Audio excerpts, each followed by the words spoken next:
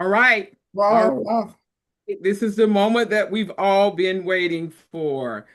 Oh my goodness. Thank you all so much, so much, so much for coming this afternoon for being with us. And this is it, Margaret. This is our last event, I think, for the year. Oh my goodness. She's not on platform yet. I'm sorry. At any rate, I did see her earlier. But at any rate, I'm just super excited and I want to say thank you to all of the speakers that have agreed to display your talents and your services, your offerings today. Truly, it is a blessing, and I definitely want to give a special shout out to Michelle, Madge. Did I see Madge? Yeah, Mhm. Madge. Oh, and Jackie, because we asked you, I mentioned it to you all at the last minute. And I just want to say thank you, Michelle. Um, for just saying yes. And that's what it's all about. Madge, we go way back. Madge's gonna say yes anyway, unless she just can't do it. But I did tell her when she called me the other day, but normally I would not have bothered Madge about this because I know what her history is and what she has going on. But that just goes to show. But so God allowed Madge to call me. And that's rare.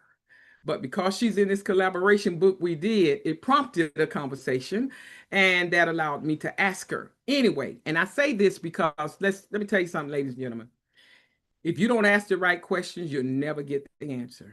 When me and Michelle was talking, it wasn't about this event. It was about the upcoming conference that we're hosting in Atlanta, Georgia in October. Y'all give me some hearts, those of you who are planning on coming to Atlanta who are on this platform today. Give me some hearts, give me some hearts, give me some hearts, because truly, truly, this is what the community is all about. We have built communities all over.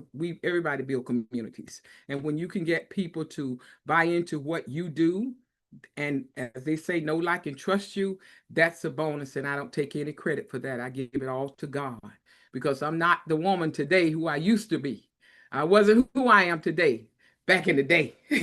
So it was only by the grace of God that he picked me up, cleaned me up, forgave me, and he gave me a chance to start all over again. And I don't want to mess it up this time, y'all. So that's why I got to stay focused on the call. And I just thank God for that. And I just thank God for everybody's willingness.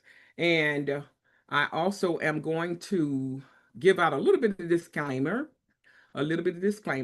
and that is that please, whatever we do, when you leave the platform today, just click your camera off, whether it's to go to the ladies' room, men's room, whatever. Just click the camera off. And if you have to leave permanently because of an emergency or whatever reason, please do not put it in the chat because what that does, it distracts the speaker, whoever is speaking at that moment. And just so you all will know why they got these virtual backgrounds up there. Well, it's to protect you as a speaker and it's to protect the attendees because everybody, if they choose to, normally gets a chance to say something in these events. So with that, we want to protect that because those things are called distractions.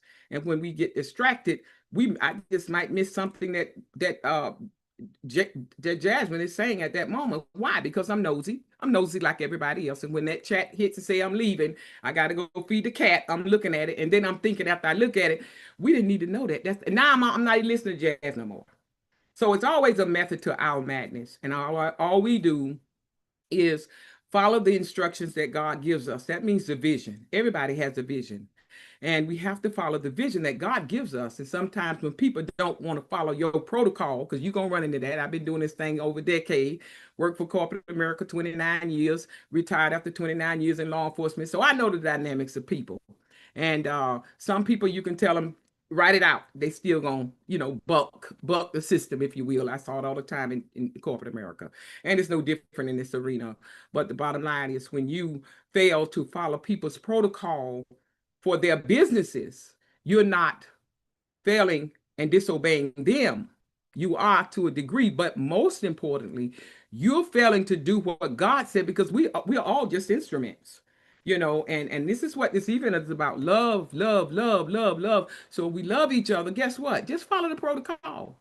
And if you don't want to do something, you don't want to commit, don't commit to something you're not going to deliver because you do disrupt the process, not just of the host or of the person who you committed to for whatever reason, you're disrupting the process because now you're tapping into their emotions.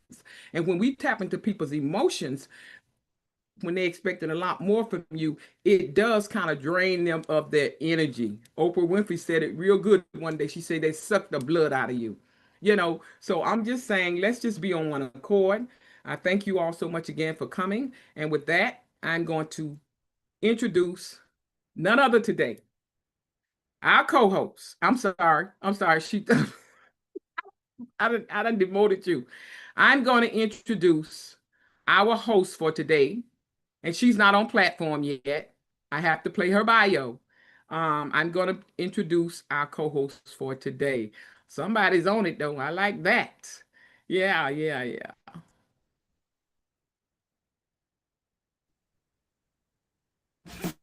Margaret Thorli's mission is clear: to inspire and empower single fathers and men, guiding them to excel in their roles as dedicated parents and influential leaders within their communities. CEO of Let's Change Your Life with Margaret Thorli. Award-winning business startup trainer, a trailblazing entrepreneur and celebrated author known for her multiple award-winning books. Ladies and gentlemen, I introduce you to Margaret Thorli.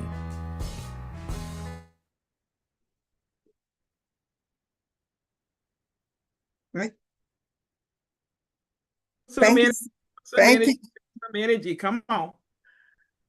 Welcome to the platform, Margaret Thorli.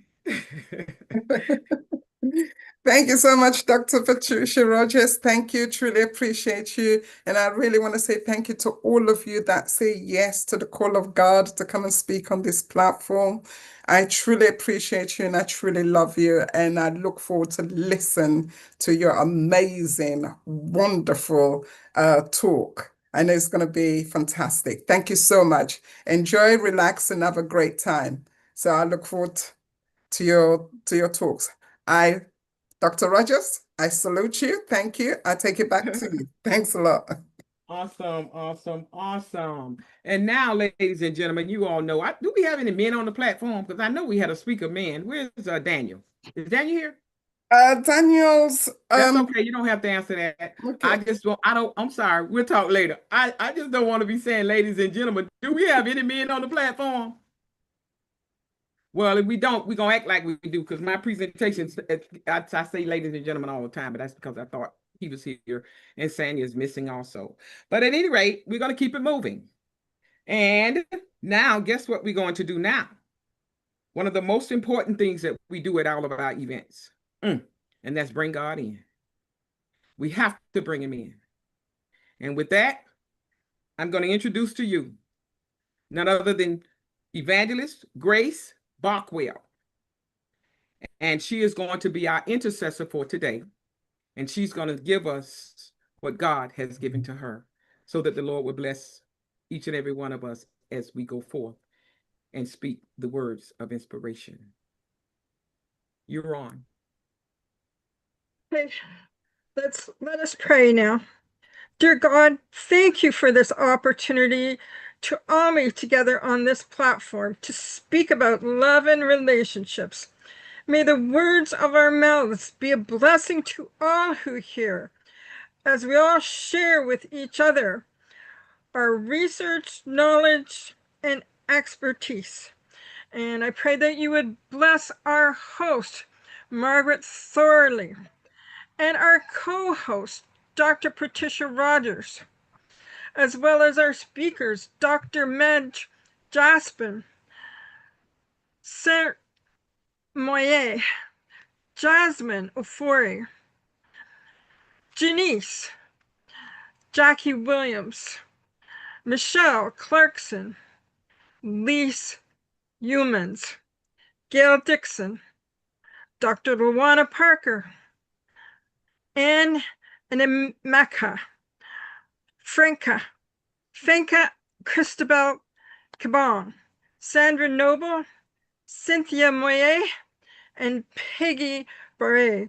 Be with us all today and bless our words. In Jesus' precious and holy name, amen. Amen. Amen. Amen and amen. And Grace does our prayer quite often in our events. And I just love her spirit of humility, her spiritual connection that she has with God. And I'm bringing that up because she's willing. And not only that, what I really like about the way she prays, and I know y'all probably not used to it. I wasn't either when I first heard it, but every time she prayed, she called everybody by name. That's what we need. Because sometimes, even when we're going through what we're going through in our personal lives, people sometimes, somebody got to know really what we're going through, even though we don't want to tell everybody. But we got to tell somebody so they'll know what to pray for. So we thank you for that, Grace. And I already know it's on and popping. Okay. So with that, we want everybody to wave your hand in the air like you just don't care. Why? Because we're going to get some snapshots. We love social media and we are going to get some snapshots. So wave your hand in the air like you just don't freaking care. Woo! Y'all looking good too. Awesome. Awesome. Oh, look at this. Summer showed up. Okay, hey, baby. Okay. So now we're going to move on. And we're going to go right into our first speaker. And our first speaker is going to be Miss Humans Lease. I'm going to take that back. Miss Lease Humans. And her topic is going to be free. We're going to go right into our first speaker. To love. Her topic is going to be free to love. And I'm ready for that one. Take it away. You're on the clock. All speakers will have 7 minutes, 5 to 7. Take it away. Okay. Good afternoon, everyone. It's good to be here. And again, my topic is free to love, reclaiming the right to be whole in relationship. So I want to start off by asking everyone a question. Are you free to love, or are you just performing what love looks like? So many of us, we know how to say, I love you. We have learned the script, the posture, the routine, and all the gestures of love that's covering the hesitation, the memories of what broke your heart, and the pain that causes you to pause and hesitate and not walk fully in freedom in love. Another question for you is, are you loving from a place of wholeness, or are you loving from a place of wounds? So wholeness versus woundedness. Wholeness is authenticity, selflessness, security, and vulnerability. And when we look at woundedness, that is pretending, selfish, insecurity, and guarded. So wholeness liberates while woundedness imprisons. And so what gets in the way, and what are the barriers to love and loving freely? Another question that you can ask yourself, am I loving freely while still bound silently? So am I looking one way on the outside, but on the inside is telling a totally different story when it comes to our personal love stories? That could be with ourselves, or a family member, a romantic type of relationship, or friendship. But am I loving freely while still bound silently? So the struggle is not always in finding love, it's also in receiving love, because many people don't have a problem with finding love, but when we're loving from a wounded place, that's not a place of healthiness within our love relationships. So someone may struggle to receive love, to trust it, and also to believe that they deserve it. So in wounds, what wounds do, they teach us survival and not intimacy. Because of the wounds, it's highly possible that you can be holding hands in relationships while still holding on to and being held captive by the change from rejection, abandonment, and betrayal. Wounds can also cause you to mistake fear for discernment, And also performance for worth and value, feeling that you have to do something in order to earn the love or do something in order to prove yourself in a relationship. So when we're loving from a wounded place, we build walls to protect our hearts because of the wounds, which cause us to hold back, to not show up fully, and to give just enough not to get hurt. And sometimes we can call that wisdom, but it's really not operating from a place of wisdom. It's the residue of the wounds. And you can't build real relationships from the residue of your wounds. And some other barriers to love that can hold us hostage are the fear of being left, the fear of being abandoned, and the fear of being rejected.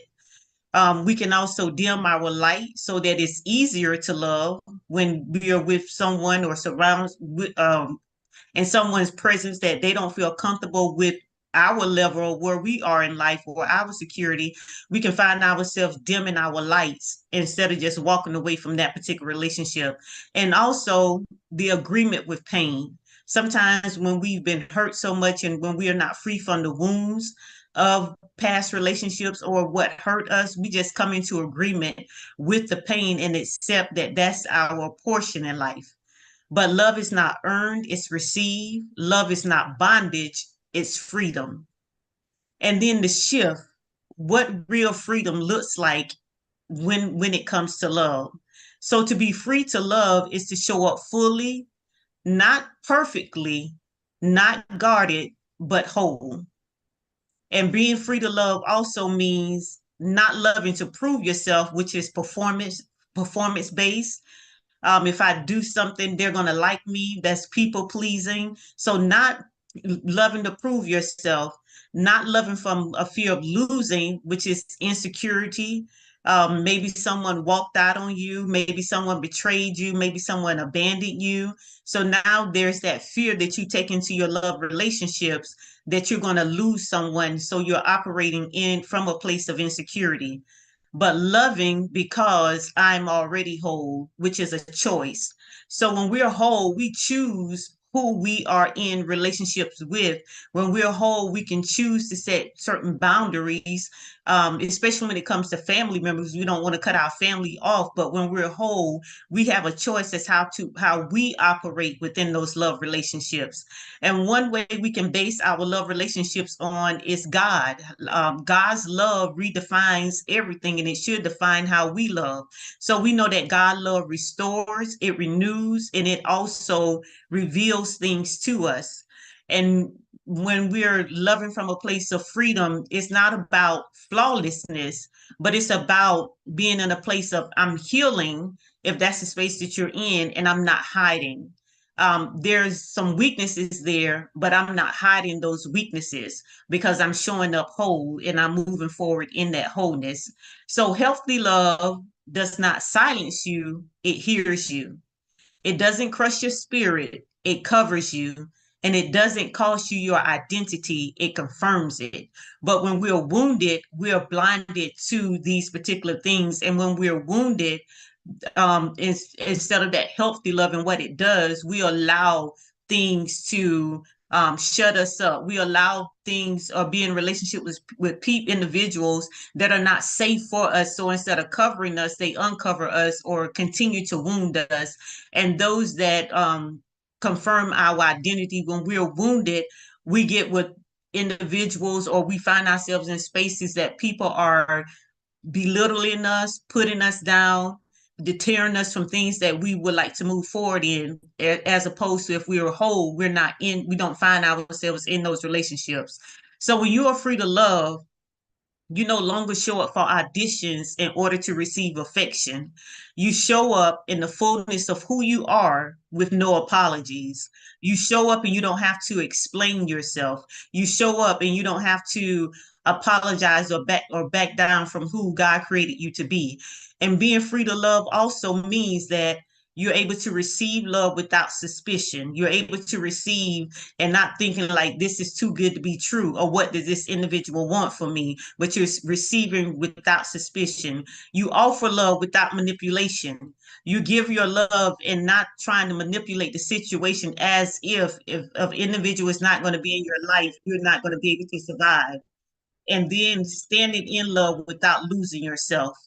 So my invitation to you today is, from this moment forward, no longer love from a place of survival, no longer dim your light, love from the overflow of your healing and wholeness. Let love find you whole, not because you have it all figured out, but because you've stopped abandoning yourself. You are allowed to love without needing to be less. You are allowed to have boundaries without the feelings of guilt. So I invite you also to take your time. Voice your needs, your feelings, your opinions. Feel safe as who you are and in who you are, who God created you to be. I invite you to know that you are enough. You are not hard to love.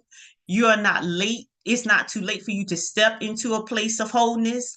It's not too late for you to step into a place of healthy love, where love is going to restore you, where love is going to reinvigorate you.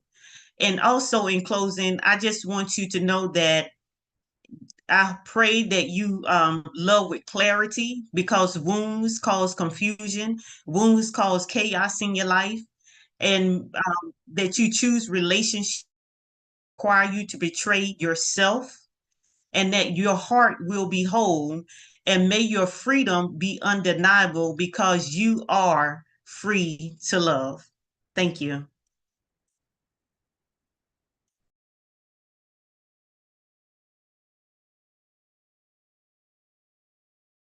Thank you so much. Thank you so much. Thank you so much, Miss Lees. Um, I love what you said, and I'm not gonna go, but you hit some valid points. And the main thing, that topic is about free to love. And I love the part when you said you can't go into new relationships with old baggage. And that refers to anybody, male, female, friends, colleagues, whatever. We got to get rid of that baggage, because we'll find ourselves going through the same things over and over and over again. And that's what God allows us to do. We go through it till we get it right. So I want to say thank you so much for that message. Next, ladies and gentlemen, we're going to have Medj Jaspin. Medj Jaspin. Take it away, Miss Jaspin. Hello, wonderful ladies. I can say ladies because there is no gentleman on the call today. I am always excited to answer to Dr. Pat when she say, "Can you talk? Can you talk?" Because I know that people before me and after me will have almost the same message that I have. We are so connected that we don't even realize it, but we have this amazing power inside that connect all of us. So I'm Dr. Medj, and my passion is to help people realize that they are really unique and fabulous, exactly like they are. What I do, I help people realize that as you understand that, you realize that you have a mission on earth and you came with all the potential to do so. All the potential is already there.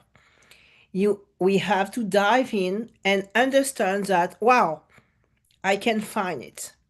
I can find it in a way that is easier than we believe it is. So relationship, love is my favorite subject. As soon as I hear love, I smile. I feel great because for me, love is really the essence of everything. The essence of everything. If we were teaching our kids, society, to love, it will change the world. Because love connects each of us in a bigger way that we can even think. When you think about love, we think about relationship. But the first love is a relationship with self. So some people say, oh, I cannot love myself because I have to love my neighbor, I have to love God. Yes, but imagine that love gave you this beautiful body, this beautiful soul, this beautiful spirit, this beautiful mind that you have. What it means? It means that everything that you are, it's God. So as you begin to love yourself again, because some of us forgot to love ourselves. Some of us are lost in the minutiae, the little stuff that happen all over. We are distracted. So let's do that. 2 seconds. Let's refocus. I will focus on who I am, because as I am bringing to the world what I should bring to the world. And love is coming from everywhere, every part of our body, every expression, every feeling is about love. As soon as we reconnect, we are connecting to our amazing divine power. So, and relationship occur naturally. Do you realize that sometime you meet people and you connect just like that? It's instant. Why it happened instantly? It's because at this time with this person, you were open and you felt this connection. This person was also open. So we are struggling sometimes to make connection, to have relationships. But in fact, it should occur naturally. Naturally, we meet people. Naturally, we know if we love this person. And it's not about hate or love. It's just about flowing in life. So relationships are occurring naturally when we don't force them to happen, when we don't fight them. As soon as we embrace this divine part of us, we reconnect to the person that we truly are, without all the blah blah. I say the fly around. Suddenly, we are more aligned to open to love for self, love for God, love for all the people around us, love for the world. Because if we think about it, why in all the meetings that we have, every meeting that we are completing each other. I can call on any of you. We have talked before at Dr. Part events. Each of us, we have one little piece, one little stone that we bring. And each time we bring the same or one more. And each time we complete each other. Why is that? Because really we are unique and fabulous, exactly how we are. So relationship, I love people. As those who know me know that I love people. And wherever I go, they speak French, English, or I cannot speak their language, I will connect. I will connect with a smile. Because most of the time, the most important, and I want you to hear that, it's creating constant positive emotion.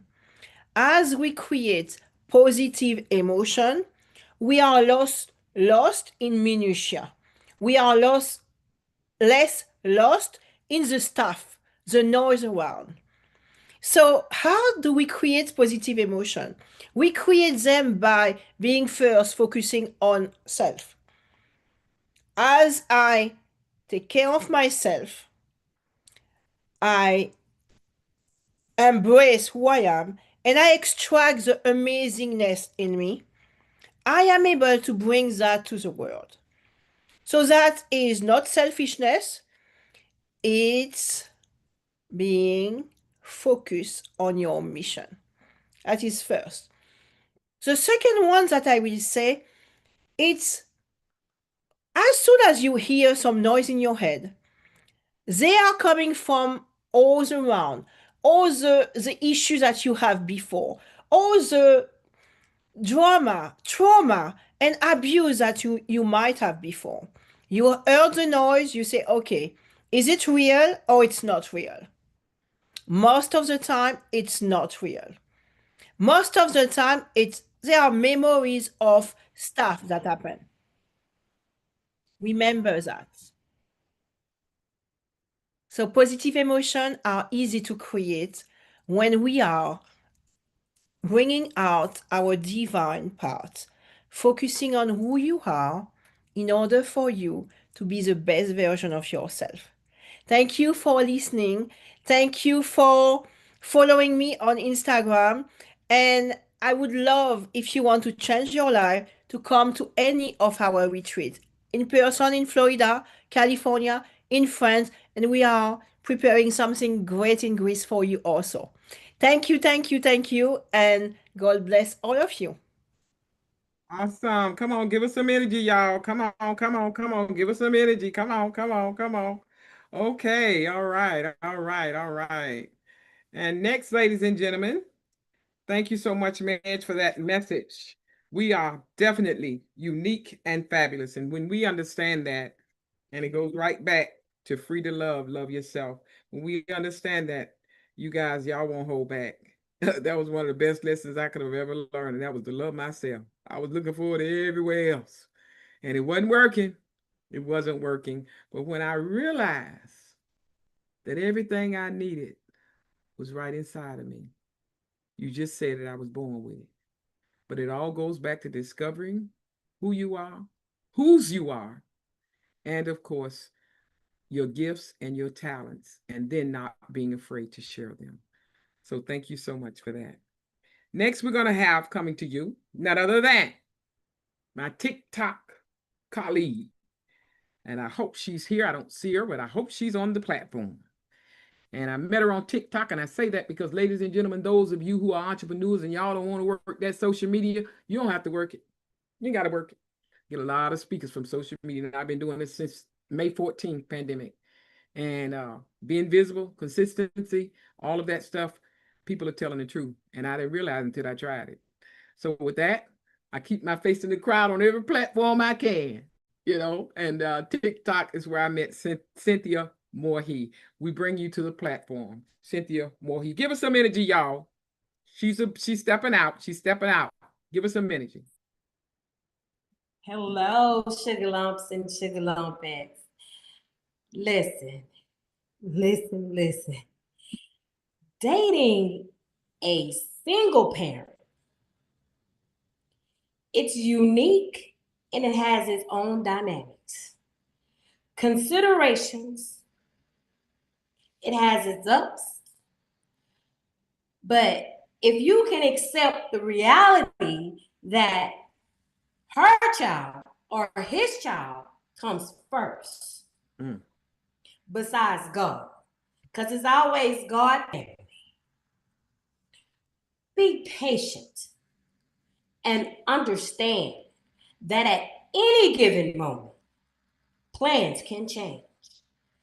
Things come up unexpectedly. To deal with them according to they present itself. Avoid creating competition. Don't compete with that person's child. Love or affectionate. Take it slow. Don't rush into anything. You have to lay out a foundation in any type of relationship, whether it's love, or whether it's a situationship, or whether it's a professionalship. You have to build a foundation. Take your time. And you will know after you pray to whomever you serve. Some call him Buddha, others call him God. Whoever you serve, whether it's Jehovah, talk to him first, and he will direct you and let you know when it's the right time and the right season to introduce your kids to your loved one or your love mate. Focus on building strong foundations. And when I say strong foundations, I'm saying Have an open line of communication, because communication is the key. Nobody can read your mind. You have to be vocal and express your gratitude, express how you feel, because nobody knows what you're thinking but you. Be honest and transparent. It's essential in any relationship, regardless to feel. Always have an open mind and say what you mean and mean what you say, because your words are your bond. Practice being active in listening. Always remember to think before you speak. This shows that you are open to other ways people think. Set clear boundaries. Discuss what you feel like is acceptable and not acceptable, because what you think is acceptable may not be acceptable to me. Also, give emotional support. This is very hard.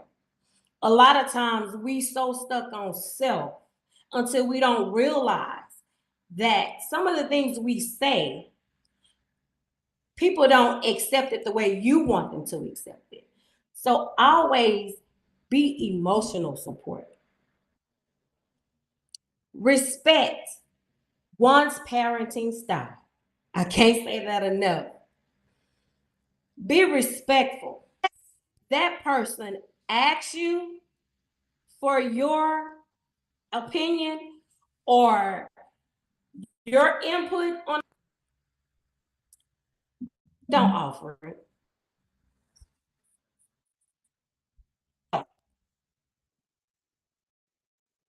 Because time is valuable. And that's the one thing you got to learn. Once you love yourself, you can love others. But time is something you cannot get back. That is the most essential, precious gift, is time, because time waits on no one. Remember, adjusting your expectations, recognizing that the relationship will be different than dating someone without kids. Be patient, be acceptable, and focus on building a strong and trusting connection. By understanding and addressing these aspects with open communication, remember, patience and empathy, dating a single parent can be fulfilling and a rewarding experience. My name is Sant Moye on all social media platforms. I'm from Humble, Texas, to Unity and Services under the leadership of Dr. Pat Rogers. I love you wholeheartedly and thank you for having me aboard. Sent you something else. You go, girl. Oh my goodness. And this is what social media is all about. You meet people online and you meet them online and bring them offline. I'm good. I'm good. And I tell you, when I met her, she didn't hesitate to say yes. I was telling her what I do. We had a conversation and she's been following me ever since. And I follow her on TikTok and we comment one another. And that's what it's all about. She talked about that emotional support, and I can tell you the list goes on for just the things that she have just done for me, just to show me that she appreciates me. And I've never met her. Oh yes, I did. I met her. She did come to Atlanta to a feast, and I met her at that feast. So she will be coming also. She's also in the collaboration book, and she's gonna be coming to Atlanta on October the 18th. 17th, 15th, up through those days.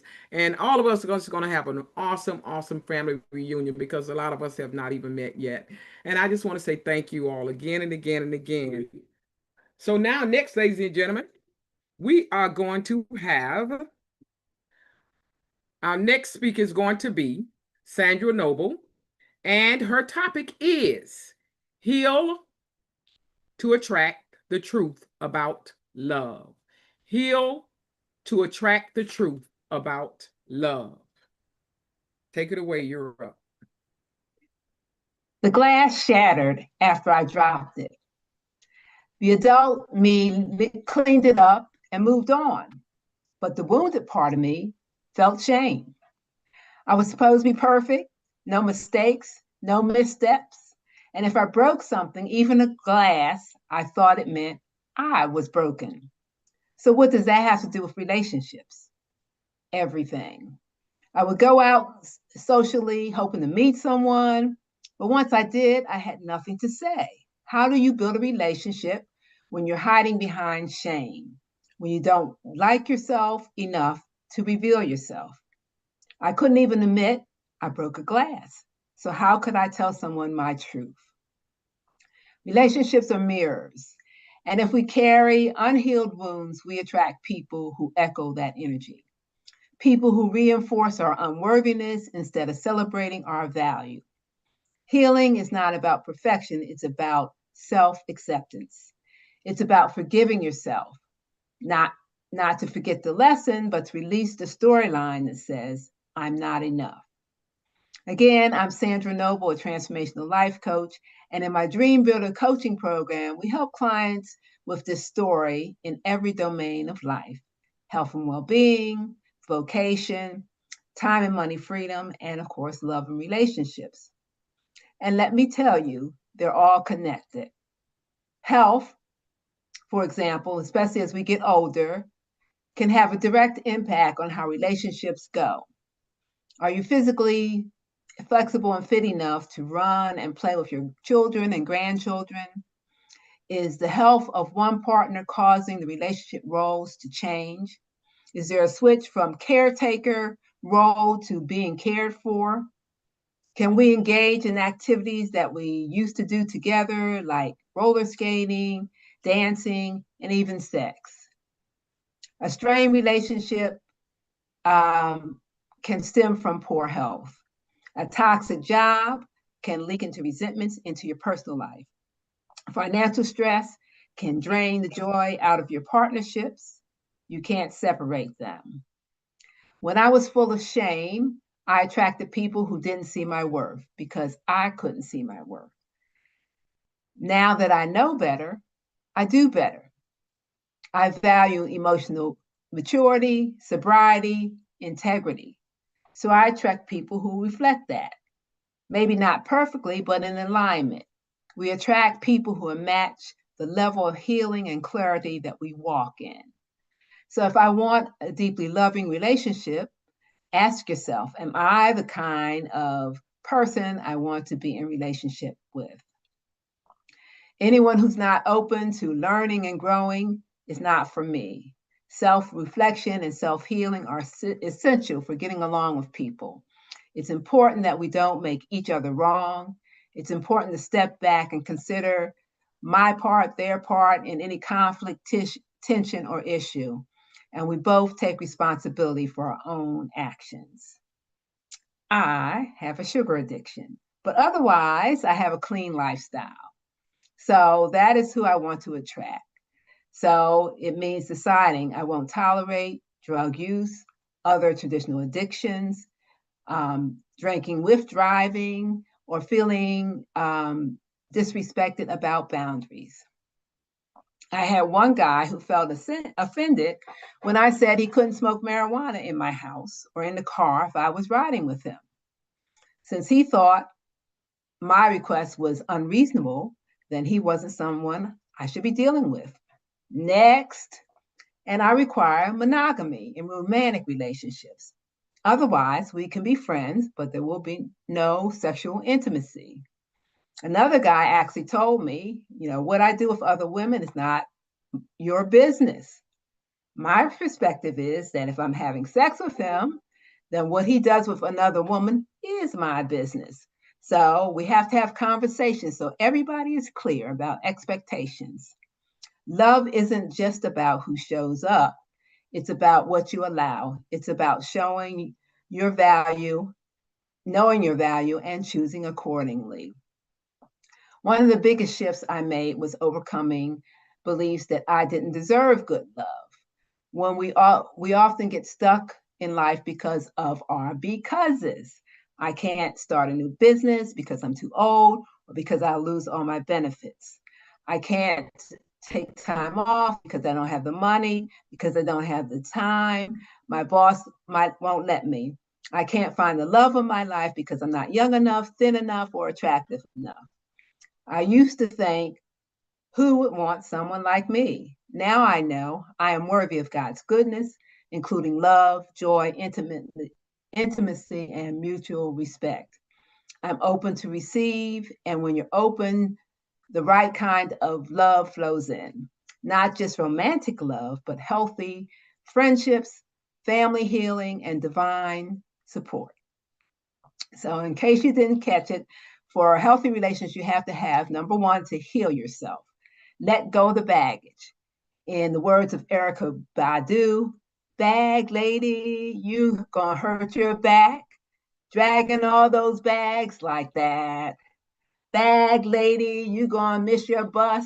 You can't hurry up because you got too much stuff. Let it go. Number two, be the person you want to attract. So another quote, be the change you want to see. So be the type of person you want to be. Get clear on your values and your non-negotiables. Number three, overcome limiting beliefs. Stop the negative self-talk. Stop the focus on what is not right about you, about other people and the world.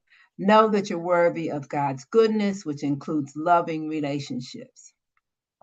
Have you been hiding behind shame, playing small, or settling for relationships that don't honor your worth? If you're ready to break free from those patterns and finally step into life and success and the relationships you were meant to have, you can grab one of my $300 Dream Jumpstart Strategy sessions, which is complimentary for at least today. It's a powerful conversation where we get clear on what you really want and love and how to actually get there. So life is about relationships. Let's have some good ones. Let's have the good times roll. I'll put the link in the chat if anyone's interested in my strategy session. Awesome, awesome. Thank you. Way to go. Way to go. That was good stuff. We didn't have any entertainment on schedule. Normally we have somebody play music for us, so something of that nature, their gifts and talents. But we didn't need it today. Y'all, let's give Sandra some energy for her awesome song. Oh my goodness. I love that energy. I love that energy. And that's so we all saying the same thing, y'all. You gotta love yourself. Gotta get rid of the baggage. We all saying the same thing. Okay. So our next and the next thing that's on program is the breakout room. How many of y'all want to do some breakout today? Okay, y'all want to do a little bit of networking, get to know each other just a tidbit, little bit. And we are going to go into the breakout session.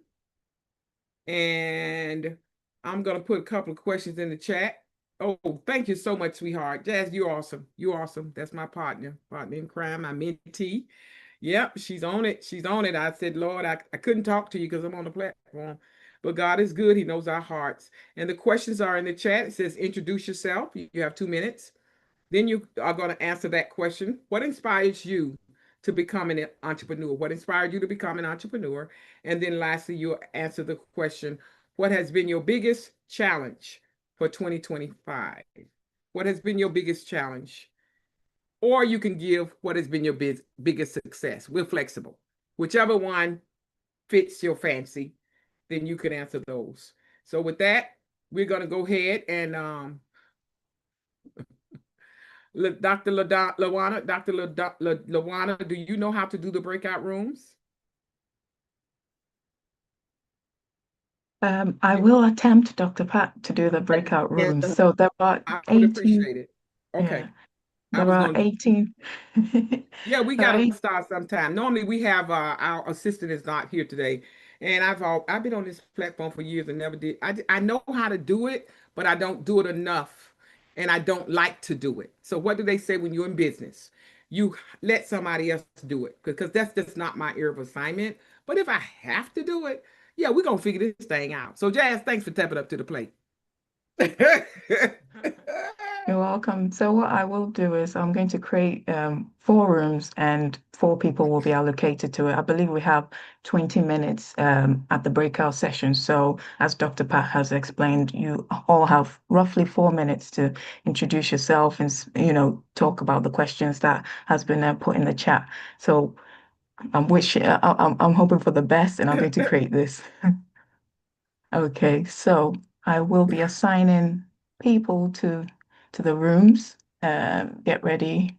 When you see the notification, accept it and go inside the room. And while she's doing that, I'm just gonna say, person with the shortest hair, start the conversation because sometimes we have that dead air, people waiting on each other. So whoever has the shortest hair, just take it over. Just all of us are leaders, and get it going so you don't we don't lose minutes. Yes. Okay. So I believe I've done it all, and so get ready to go and chat. Oh, look at you! Woo! Woo! Woo! Woo! Woo!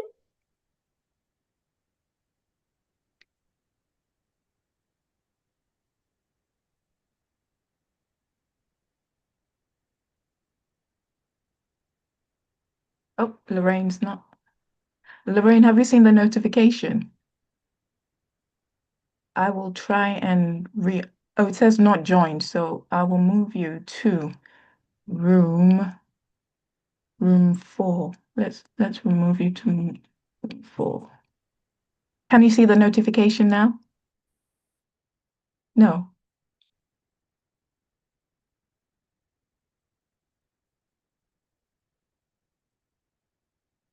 Oh, strange. Okay.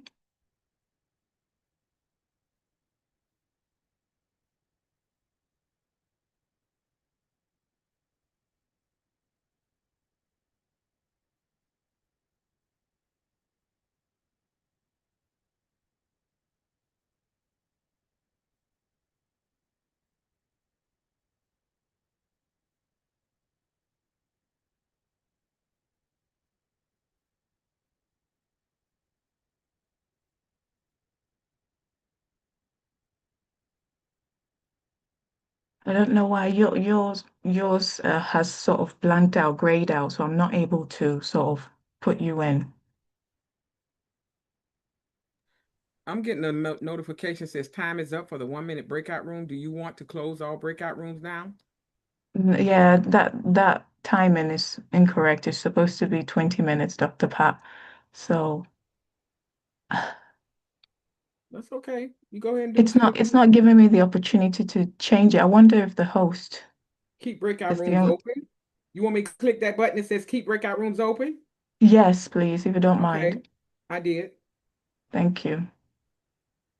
Teamwork make the dream work. After a while, you'll be a whiz at this. Lorraine, how you enjoying yourself so far? Oh, you're on mute. You're on mute.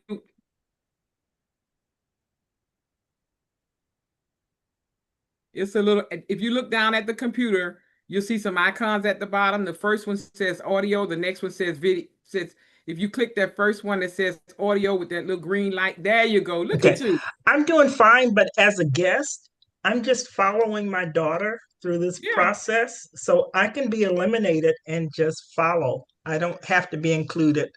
that's yeah, either or, it's fine. We just want to know how you enjoying yourself. Yeah, Wonderful. we Terrific. all start somewhere. Yeah, that we happy to have you. No, Yes. it's all good. Just make yourself at home, honey. Okay. Yeah, everybody has a starting, and when they started all this Zoom stuff years ago, that's my coach told us in coaching. She because all of us was in a panic. She said, "Well, all y'all have to do is do not change your vision. Just all you got to do is pivot." And from that day on, I jumped on this site, and I just been running ever since. So Okay. thank you for taking the leap to, to experience this with us. Yeah, I was just a guest following my daughter's progress. That's good. Yeah, that's a blessing. Yeah, I know she's proud. Following while I can. That's right. That's right. I love it. I love it. Why is my picture showing? If I don't get myself on camera, I don't bump my head.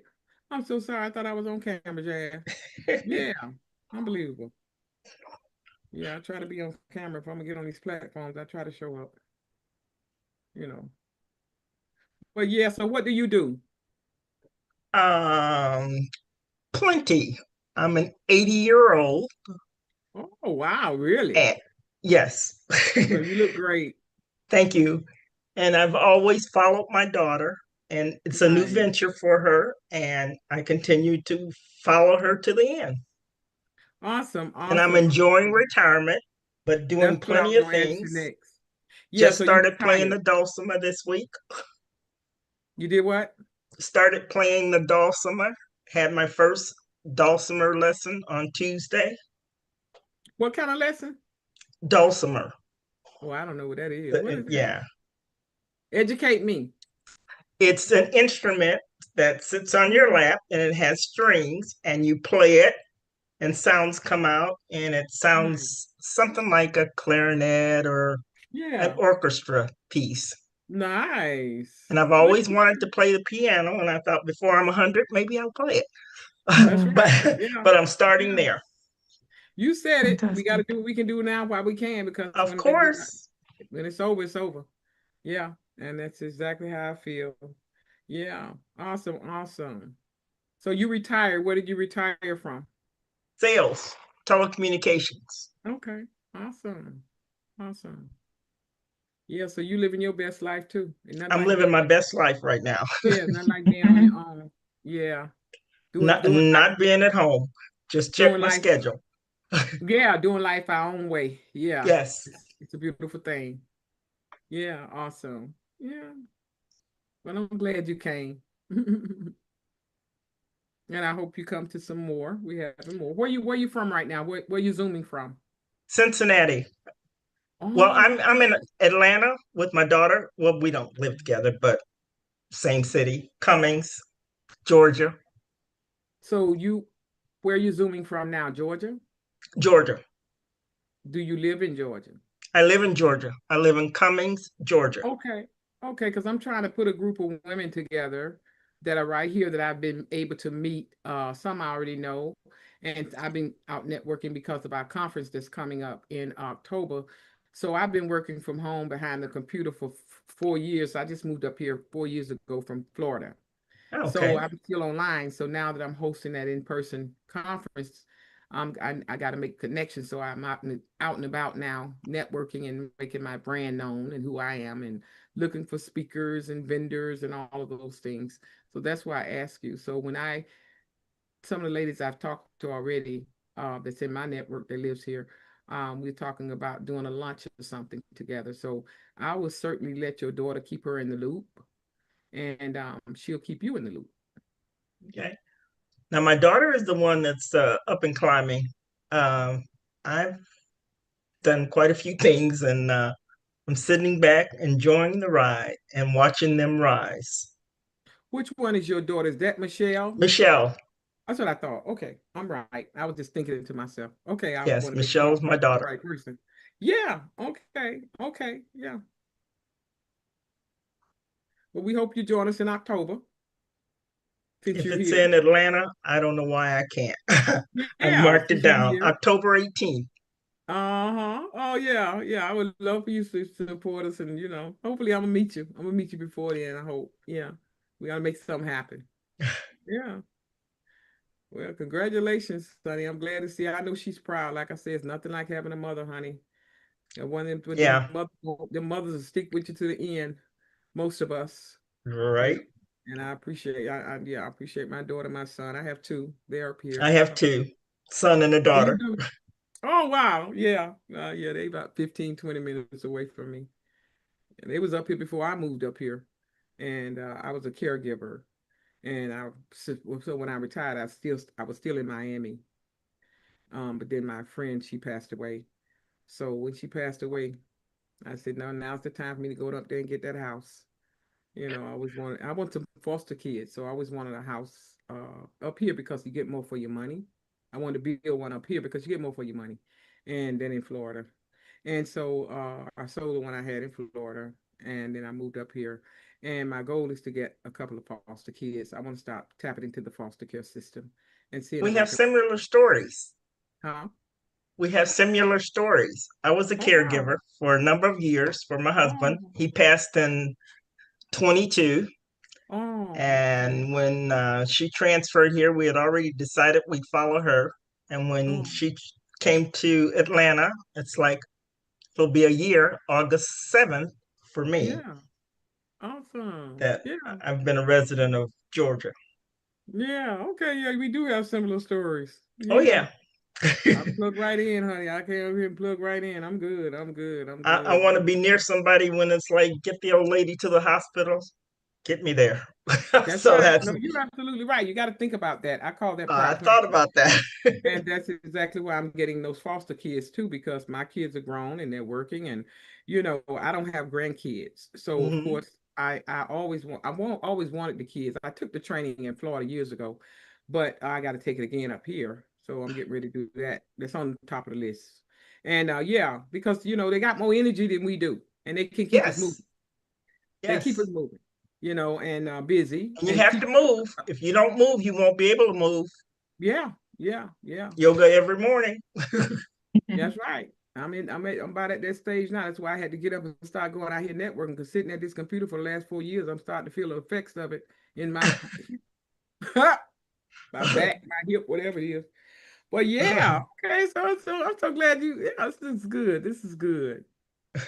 I got a double whammy. Michelle Yes. said yes, and then she brought her mother with her. That is so awesome. Yeah, I just Well, but turned I didn't know I was going to be a solo because if I'd known that, maybe I would have stayed away and watched it later. But because I didn't want to be a crasher. you're never a crasher. Nobody crashes anything. You right where God wants you to be. I just want to And that's follow good her enough. progress. And that's good enough. Yeah, that'll work. That'll work. Yeah. Keep you Hmm. busy. Yeah. Awesome. Yo, you always welcome on our platforms, because we have different ones on here that host events from time to time. And now that she's plugged in, people start connecting, and you'll probably be on some more platforms as well. So make yourself at home. People need people. I always say Yes, that. they do. People need people. Nobody can do it alone. Nope. Yeah, I just had a birthday on the 5th. Um, and I Happy turned 60. birthday, belated. Thank you. I turned 69. Okay. I'm the last of 8 siblings. My brother's about 80 something, 80, I think he's. And then yeah, and then he's the oldest, and then between that we got all of everybody else. But yeah, and then Jasmine had a birthday on the 5th as well. She's one of my mentees. She's from London, and she has. So we did our book launch on that day of the 5th, July 5th. We did our book launch. We wrote a collaboration book, and she's in the book. And when we did the book launch, of course, we gave reference to our birthday. So we had a nice time. It was nice. Very good. I have a sister and a sister-in-law. July 5th is their birthdays. Oh, really? Yes. Wow. Oh, wow. Yes. Awesome. So I guess that was a great day, huh? Yes, it was. Yes, it was. We thought you Unbelievable. forgot us. We were in there so long. It was. It was certainly not a mistake. That's for sure. No, That's I'm okay. talking We got to know one another. I learned some things so it was more about. than 20 minutes. We didn't time it right. We learning. We learning. We growing. How many minutes was it? Well, at least 12, I think. Yeah, so it's not 20 minutes was what was assigned, but if you're happy to come back, then I can close out the rooms. Should I close? Oh, you're muted, Dr. Pat. Okay. So, Jazz, I guess you can take it from here. Should I close out the room? How did they do? Whatever. You know how we do it. Whatever. You know how I go. Okay, all And then right. after this, Margaret is going to take the platform. You should have put her in did you put her in a breakout room? I was going to assign Lorraine, but for some strange reason, No, I her, don't her need to be name grayed assigned. out. I I'm just an realized observer. Yeah. Margaret wasn't on the platform, so you wasn't put in a breakout. It's okay. Mm, yeah. I'm sure she made good of it. Yeah, I'm Okay. sure. All right. I'll close out the rooms now. She Yeah, got to know wow. some of her speakers. Huh? She got to know some of her speakers. Yeah, sure did. That's It was right. That's right. Cynthia, how did you enjoy enjoyable. the breakout room? I enjoyed it very much. I got to meet and know some things about Cynthia and Dr. Medj Oh, nice. and the super mom, America's super mom, I think she called Oh, herself. yeah. Okay. She's Mhm. Lachelle. You know, If I'm Shell, saying it yes, right. uh-huh. Yeah, and I found out the other day she lives in Atlanta. So God is already sending me people that's going to be Ah, coming to this conference. It's just amazing how he does things. And then when I talked to Michelle the other day, I'm like, oh, she lives up here. So I'm just like, Lord, I thank you. I've only did 2 events since last uh, week since I said I was gonna start going out. And it's like God bringing them to me. As long as I stay online, it's like he's sending them to me. And I'm just telling him thank you. And I'm hoping to have a luncheon or something for some of these ladies I have up here because we got a few of the ladies are already speaking, like Dr. Luana. Dr. Luana. I'll keep calling her doctor, but you know what I'm talking about, Luana Bradford. Love Water Bradford, Yeah. yes. And yeah. I am so jealous because I kind of wish I was living in the area so I could attend. But I'm sorry, just not flying no place. Not in my cup of tea. I Oh, know you really? told me that Okay. years ago. You told me that. That's why I don't bother you. I know. I remember. No, I don't. You see that. You see it posted on social media. If ever you get Mhm. over the fear of flying and you decide to go, you know you are always welcome in our camp. You know that, Oh, I've flown before. I just don't like it. right? Yeah, Really yeah, don't like it. It's not my cup of tea. yeah. I'm Get me not in a crazy about it car. either. If it wasn't quite so far, I would drive. I mean, I've Yeah, driven to Texas and Louisiana, but that would probably be an extra 2 days. So it would take me yeah. 4 days to get to you. Okay, so with everybody's back, Jazz, take it away. Yes, welcome back, everybody. I just want to ask you who's had a good room, who have you met? Can you put your hands up and tell us a bit about, what you've learned in that session of, getting to connect with people. So put your hands up, virtual hands, raise your hands. There's a button at the bottom that says raise your hands. If you go close to the shield, you'll see a hand. Oh, somebody's done it already. Lise, humans, feel free to Okay. share what you've learned. Yes, so I had the shortest hair, so I'll Yeah. go first. Funny.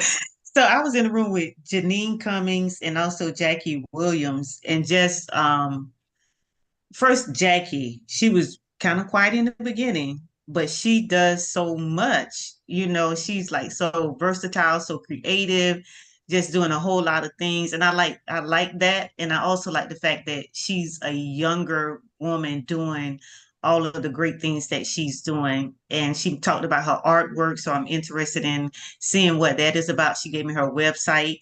And then with Janine, we kind of made a connection there because what my focus is trauma and helping people to break free from trauma so that they can live out their purpose in God fully. And she hit on emotional trauma. So we connected in that way and how we can work together moving forward. Oh, that's fantastic. Thank you for sharing Wow. that. Yeah, I've met Janine as well. She's a lovely lady. So who's next? Margaret, you want to share what you've learned by joining that discussion? Yes, I was in the room with Sandra and Michelle, and it was brilliant to listen to these ladies, starting their own business and moving from one place to the next, and listening to the challenges and overcoming the challenges that they have. And it's just lovely. It just goes to show you can start your business at any time when you're ready. There's no expiring date. So long Oh, you're ready, Mm. you go. So, which is brilliant listening to this woman. Thank you so much. that's great, fantastic. So it's good when the host gets to, meet the attendees and gets to know who they are. Has anybody else got anything to add before we move to, I believe, is it Margaret to take over, Dr. Pat?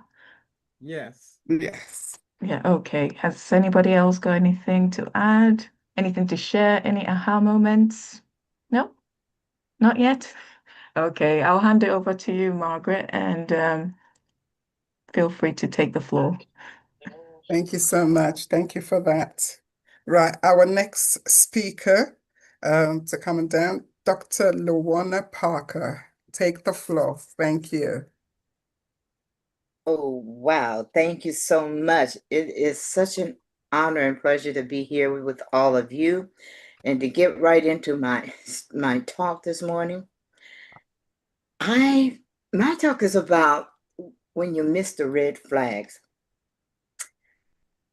I was fortunate. I married a man that I actually could talk to, which is good because we had so many differences. I got to tell you, when we first got married, I thought things were going to be great. And at the same time, I thought, this is not going to last. No way, because I am so set in my ways. Let's talk about some of those many things. And I know you've experienced some of what I'm going to share with you is just like me. You miss those red flags in your relationships. And you know those small gut feelings, the offhand comments, the inconsistent behavior, and the way your peace starts to shrink while your confusion grows. And yet we stay, we excuse, we hope. I've been there, and maybe you have too. When we miss the red flags, not because we're foolish, but because we're human, because love or the hope of it can make us see what we want instead of what is. And sometimes we're so afraid of being alone, we settle for being mistreated. We ignore the signs, thinking we can love someone into change. I mean, that used to be the thing. You know, if you love a guy strong enough, you could change him. At least that's the way it was in my day. Today might be different. But one of the red flags that I miss, or I chose to miss, is that I knew this man loved to play cards. Not gambling. Thankfully, not gambling. How many of you know the game whist? Okay, well, my husband, he had a friend. They were best friends, and they were good at playing the game of whist. Very few people like playing against them. It was always the challenge to see if we can beat them this time. It was like they could read what was in each other's hands. And they would get there and they played game after game, hour after hour. And I knew this before I married this man, but I thought things would probably change. You know, we get married. We each brought a son into the marriage, so we got a family to take care of, and we need to be doing things with them. So I thought that he would drop that, or at least break it down to, occasionally. No such luck. Weekends, go play whist. At first, he took me with him. And then he decided, since I wasn't into it, and it was obvious I wasn't into it, he wouldn't bring me, because I mean, I couldn't sit there hour after hour watching them playing game after game and yelling at one another and up chucking beer, and oh my gosh, it was just terrible. And so he stopped taking me, but he continued to go to those games. And sometimes even on work nights, he and his friends would get together and they would play this game. Finally, I had had enough. After weeks of going through this, I decided, this doesn't make sense. I'm at home with the kids and he's out having fun. This does not make sense. So I decided maybe I should go out and do something and, have my own fun since I couldn't have it with him. But I am a one man woman, okay? I don't go around with 2 and 3 different guys, especially since I was married. So what I did was I would sometimes say, I'm going to be going out with the girls. Do you think you could maybe stay home and watch the kids for me? And at first he thought that was funny. And I said, that's okay. I'll ask my mom to babysit. And I'd either end up going to the movies or I'd go with my sisters someplace. I did this for several weeks and I would stay late. And he started asking, where do you guys go? What are you doing when you're out there? It was getting to him. After a while, he cut down on those games. And then he got to where he didn't go at all because he wanted to know what I was doing. And so he just asked me one day, are you having an affair with somebody? I said, no, I'm married. And if you want to know what I'm doing, you need to go with me. That changed his habit. Now, I was fortunate, this doesn't work for everyone because I know there are some guys that are out there you can't do this with. You can find yourself in some serious trouble. You have to decide how you're going to handle something. For me, this worked. He stopped going to play those games. He started having them come to his house and they couldn't stay past 1 o'clock. There were no more all night games. And I didn't stop going. I kept going with my sisters or going to a movie or something like that because I didn't want him to think that he had, made me sit down.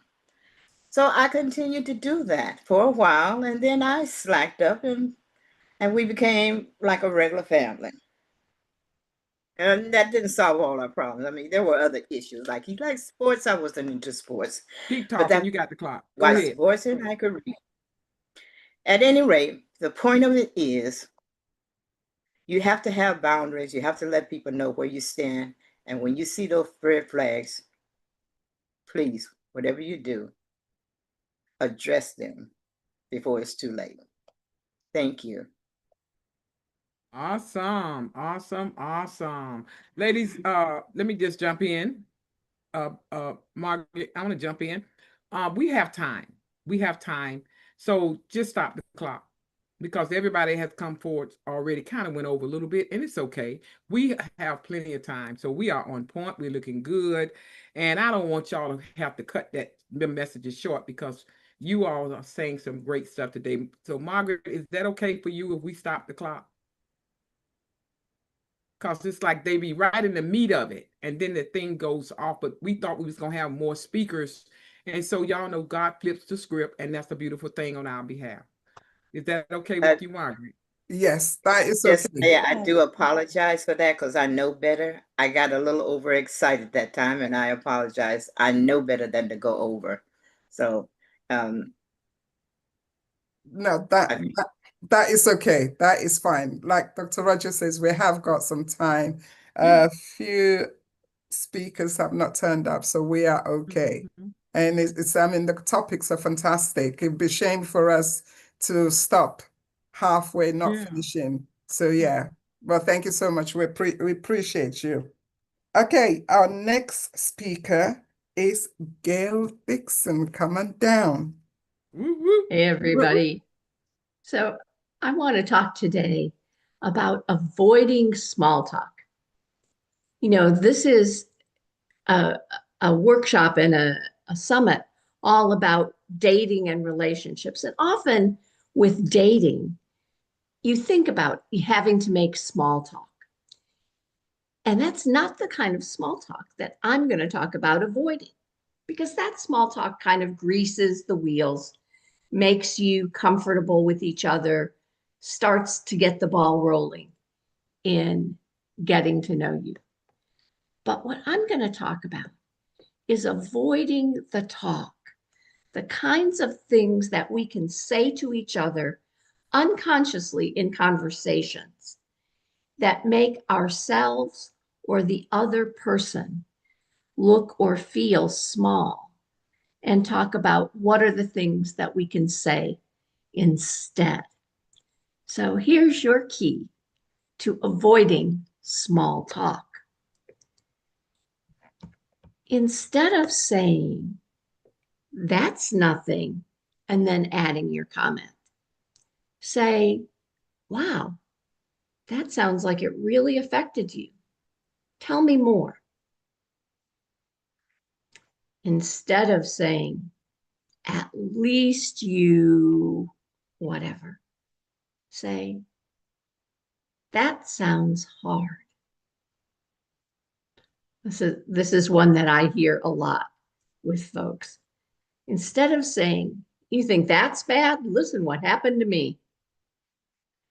Say, "That sounds tough. I've been there." You know, we often, in our desire to comfort each other, want to tap down emotions when they arise in conversation. We want to keep things contained in a nice little box. So we might say things like, "Don't be so sensitive." And a good response, alternative response there might be, "Gosh, I didn't realize it landed that way. Go ahead, I'm listening." Here's one that puts my teeth on edge when somebody does it with me. And I suspect that I have been guilty, my own self, of saying it more than once in my life. When somebody says to you, "You always do this," or "You never do that," feels crummy, doesn't it? It feels like I can't possibly be saying it always or never. So instead of those kinds of things, say, "When this happened," or "I'm not hearing you talk about when that happened." Bring the alternative, separate the always and never, and get to perhaps an alternative response. This one I learned when the relationship I'm talking about was with an irate toddler. Instead of saying, "Calm down," which of course generated exactly the opposite reaction, say, "I want to understand what's going on. Help me see what you're feeling." Perhaps you've heard this once or twice. Instead of saying, "You're overreacting," say, "This seems really important to you. Let's talk it through." Instead of saying, "If I were you, I'd do this," that famous unsolicited advice, say, "That's a hard spot to be in. How are you handling it?" Instead of saying, "That's no big deal," say, "It sounds like that really mattered." And instead of saying, "You misunderstood me," try instead, "I may not have said that clearly." Those little things can make the person who's hearing you feel as though you regard them as equal, and their feelings and emotions and the things that matter to them as equally important as your own, rather than diminishing them. And if you think about when someone says those kinds of things to you in conversation, how it stops you, how you feel like you suddenly get in the place of defending, explaining, or justifying, rather than the place of sharing, connecting, and building. The small things come from that place in us that's constantly trying to validate and verify our worth. And somehow the subconscious message that our worth has to be compared to someone else's worth, or that there's only so much worth and worthiness to go around. And so we have to get our own in. How much better would it be? How much stronger connections and relationships would we build if we came back with words that built bridges and made connections rather than built divisions and made comparisons? So go ahead and make the small talk when you're starting a relationship. The talk that says, this is who I am. But when you're in a deeper, more meaningful, and more important relationship, make sure you avoid the kind of talk that makes your listener feel small. When you avoid small talk, you'll make big connections. And that's what will make us a bigger, brighter, happier world.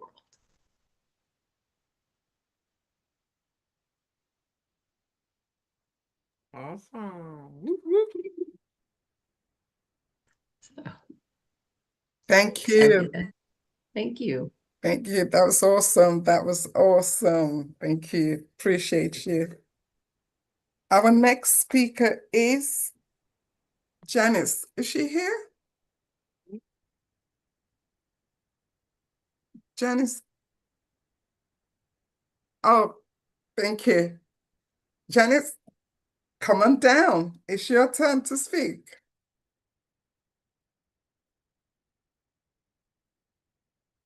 You're on mute.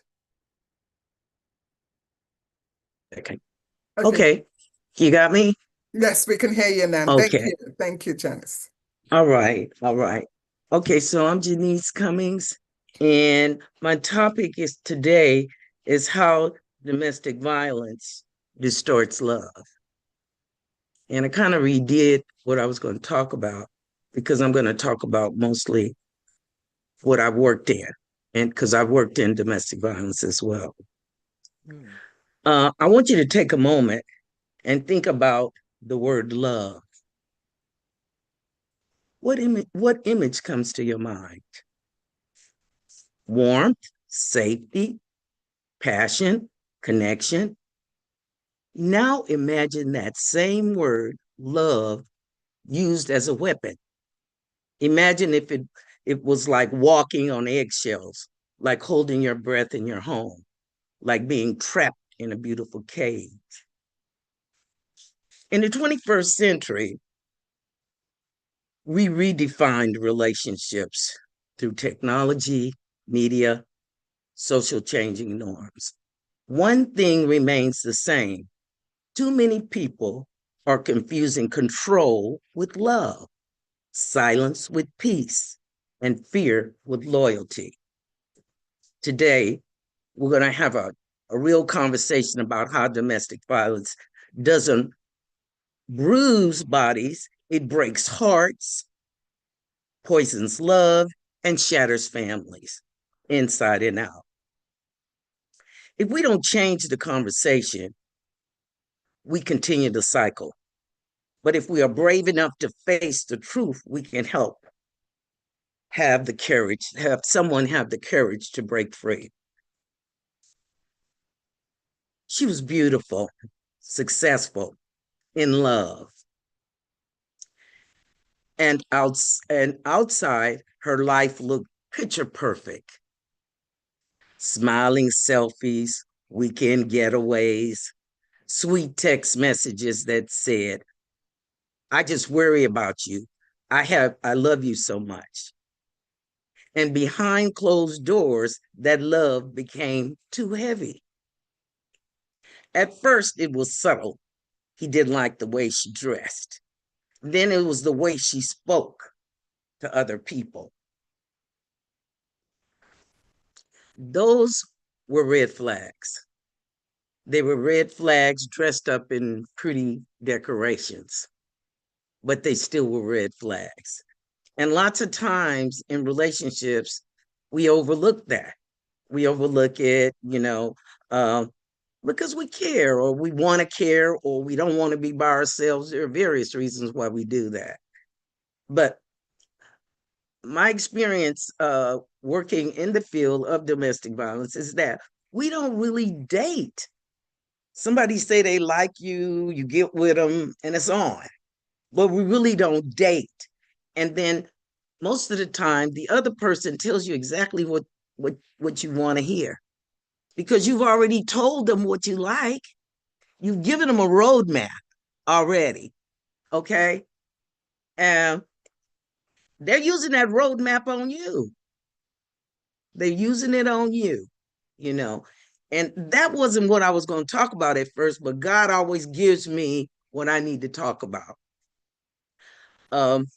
Another thing that I find with a lot of women, including myself too, well, I didn't do this too much, is telling them exactly where you go. My mama stay here, my cousin stay here, my brother stay here, especially if you don't know them. We give out too much information. Who tells us why we got to be so truthful? You don't hear them saying nothing. Do you hear them saying something? I don't, okay? And that becomes a problem because he knows exactly where to find you at. There's no place that you can hide from him. I didn't have that particular problem, but I had other problems, And one of the big problems is, one of the big challenges is him love bombing you all the time and want to get in a relationship real fast. Don't want to wait. Let's get together. Let me move in, let me use your remote control. Let me have control. Well, sometimes women are so eager to give control over, even though they're independent, they got all this going on, but they still are susceptible. And a lot of it is because what we've heard in the past from growing up or in other relationships, we kind of get stuck with that. We really, really do. And part of the reason a lot of women stay is because they're confused, because he's nice. He's not bad all the time. He's not slapping her in the face all the time. He's not being abusive all the time. Matter of fact, she'll tell you he's nice because that's how she feels, because that's what he's shown her. Okay. Mahatma Gandhi once said, where there's love, there's life. I'm going to explain domestic violence. It's a pattern of abusive behavior used by one partner to gain or maintain control over another partner. And I want to say, this works both ways. I'm not just talking about guys. Women are just as abusive. Guys just don't complain outward because they're embarrassed. Okay, so I'd like to give you this example right here. Ooh, boy, where'd I go? Okay. Oh, I lost me. I lost myself. Here we go. All right. Here we go.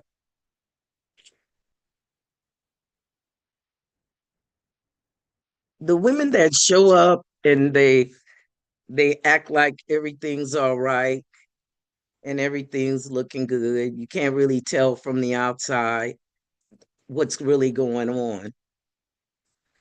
But they're living in hell. They really are. But they're not gonna show it outwardly. Because at first she stops going out, her laugh fades, Her confidence shrinks. She begins walking on eggshells in her own house. Love becomes surveillance. Affections turns into interrogation. Protection has turned into possession.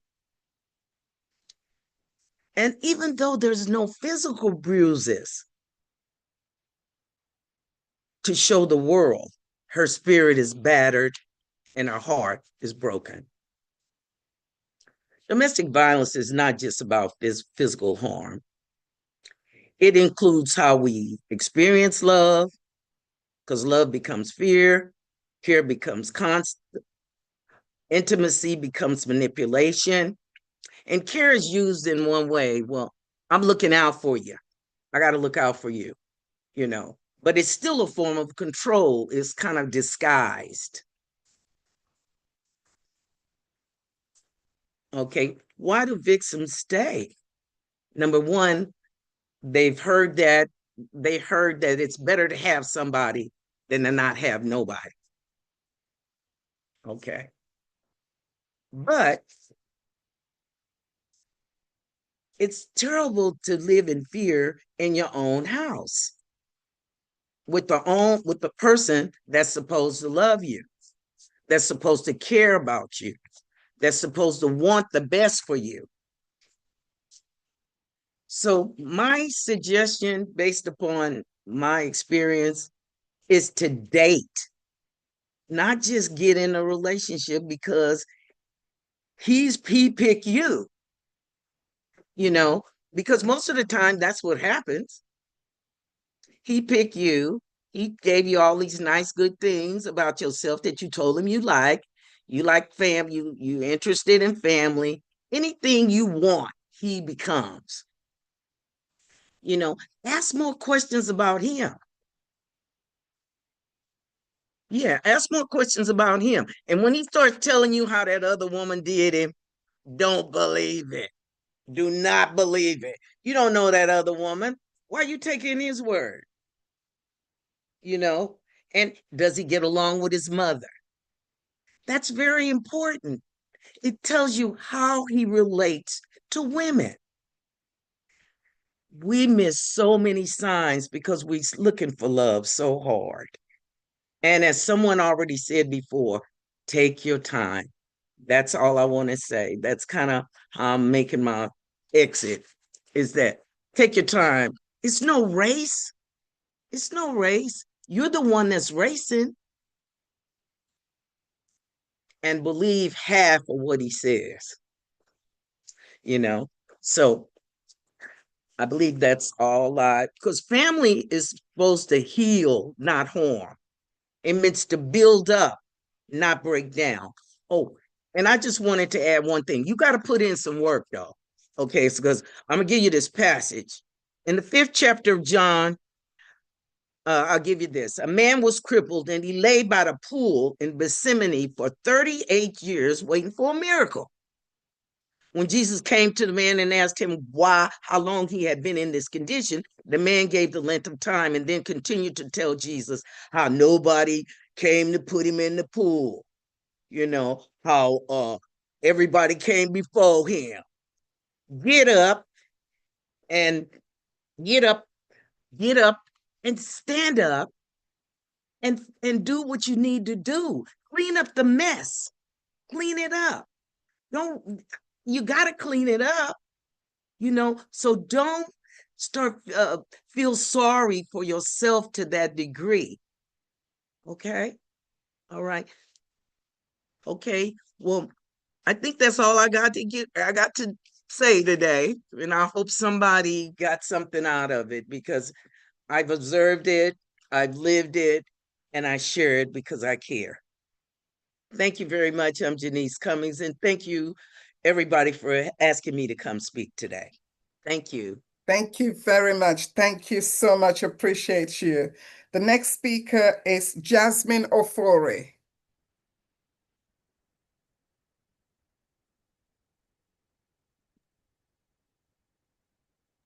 Thank you so much, Margaret. And on the lines of what Janice was saying, it requires effort. So the title of my talk is Connection Requires Effort.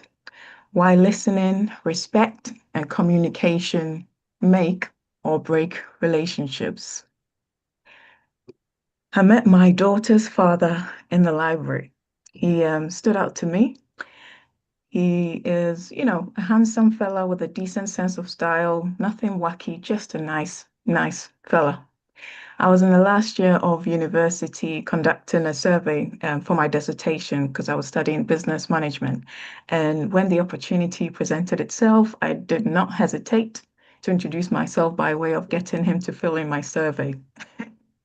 He took my questionnaire, I guess, out of politeness, but he did not fill it in. I was disappointed to say the least, but I was gracious and I took the blow in the best way I knew how, thanked him and moved on. We met again the second time, and this time he said hello, and boy, was I thrilled. We spoke for a moment and parted ways after getting to know each other a little bit more. I graduated from university and got a job at the university employment department as a recruitment assistant and then later on as an employability assistant. But we still hadn't connected. Lo and behold, I bumped into him at a local supermarket after a long time and we finally exchanged numbers. We started getting to know each other more intimately and started dating. Things started to go south quickly when I failed to recognize, when I failed to recognize, and I failed to recognize three key ingredients to making a relationship work: deep listening, respect, communication. Relationships thrive or wither based on three invisible forces: deep listening that deciphers meaning that solidifies bonds, respect that transforms friction into fuel, and communication that builds bridges over faulty lines. These three elements work like oxygen and is vital for a long-lasting relationship. So why should you care about listening deeply? True listening isn't just catching words, it's decoding the symphony of pauses, the sighs, and shaky breaths. And when partners truly listen, they catch the unspoken, the hesitation before "I'm fine," the extra blink that signals hurt, the nervous laugh masking anxiety. This skill turns conflict into collaborations. A parent who notices their teen's clenched fist during a curfew debate may ask, "What's scaring you about coming home earlier?" instead of lecturing. Research show couples who practice active listening have 40% fewer recurring arguments. So when it's missing, when deep listening is missing, conversations become, transactional. A wife vents about work stress, but her partner interrupts with, "Just quit then," missing her need for validation, not solutions. Resentment builds like plaque, hardening into emotional distance, and partners start living parallel lives, sharing a bed, but not their fears. Respect is the glue that holds differences together. Respect isn't about liking every choice. It's about honoring someone's right to exist differently. Imagine partners debating vacation plans. One craves adventure hikes, the other wants beach lounging. Respectful couples say, "Let's do both. Your joy matters as much as mine." This mindset transforms clashes into curiosity. A 2024 study found that relationships with high mutual respect recover from disagreements 3 times faster. When it's missing, contempt creeps in. Eye rolls replace eye contact. A husband mocks his partner's career shift. "You'll fail like last time." Such jabs erode self-worth. Partners become adversaries, keeping score of faults. Children in these environments often mimic behaviors and follow suit. So effective communication seals the deal. Healthy communication is less about eloquence and more about emotional translation. It's saying, "When you cancel plans, I feel disposable," instead of, You're so flaky. Couples who master this navigate storms. Take new parents, for example. I'm drowning at 3 a.m. feedings. Can we split shifts? Invites teamwork, while you never help sparks defensiveness. The Gottman Institute notes that repair attempts like humor or touch save 69% of tense moments. So when communication is missing, silence becomes a weapon. A wife stops mentioning her loneliness, a husband hides his burnout, unexpressed needs curdle into passive aggression, forgotten birthdays, sarcastic jokes, partners orbit around each other like distant planets, communicating through chores list and calendar alerts. And unfortunately, affairs often bloom in this emotional vacuum. So without these key ingredients, relationships crumble in predictable stages. So there's misinterpretation, a tired whatever can also be translated as indifference. Isolation, partners stop sharing vulnerabilities because they fear judgment.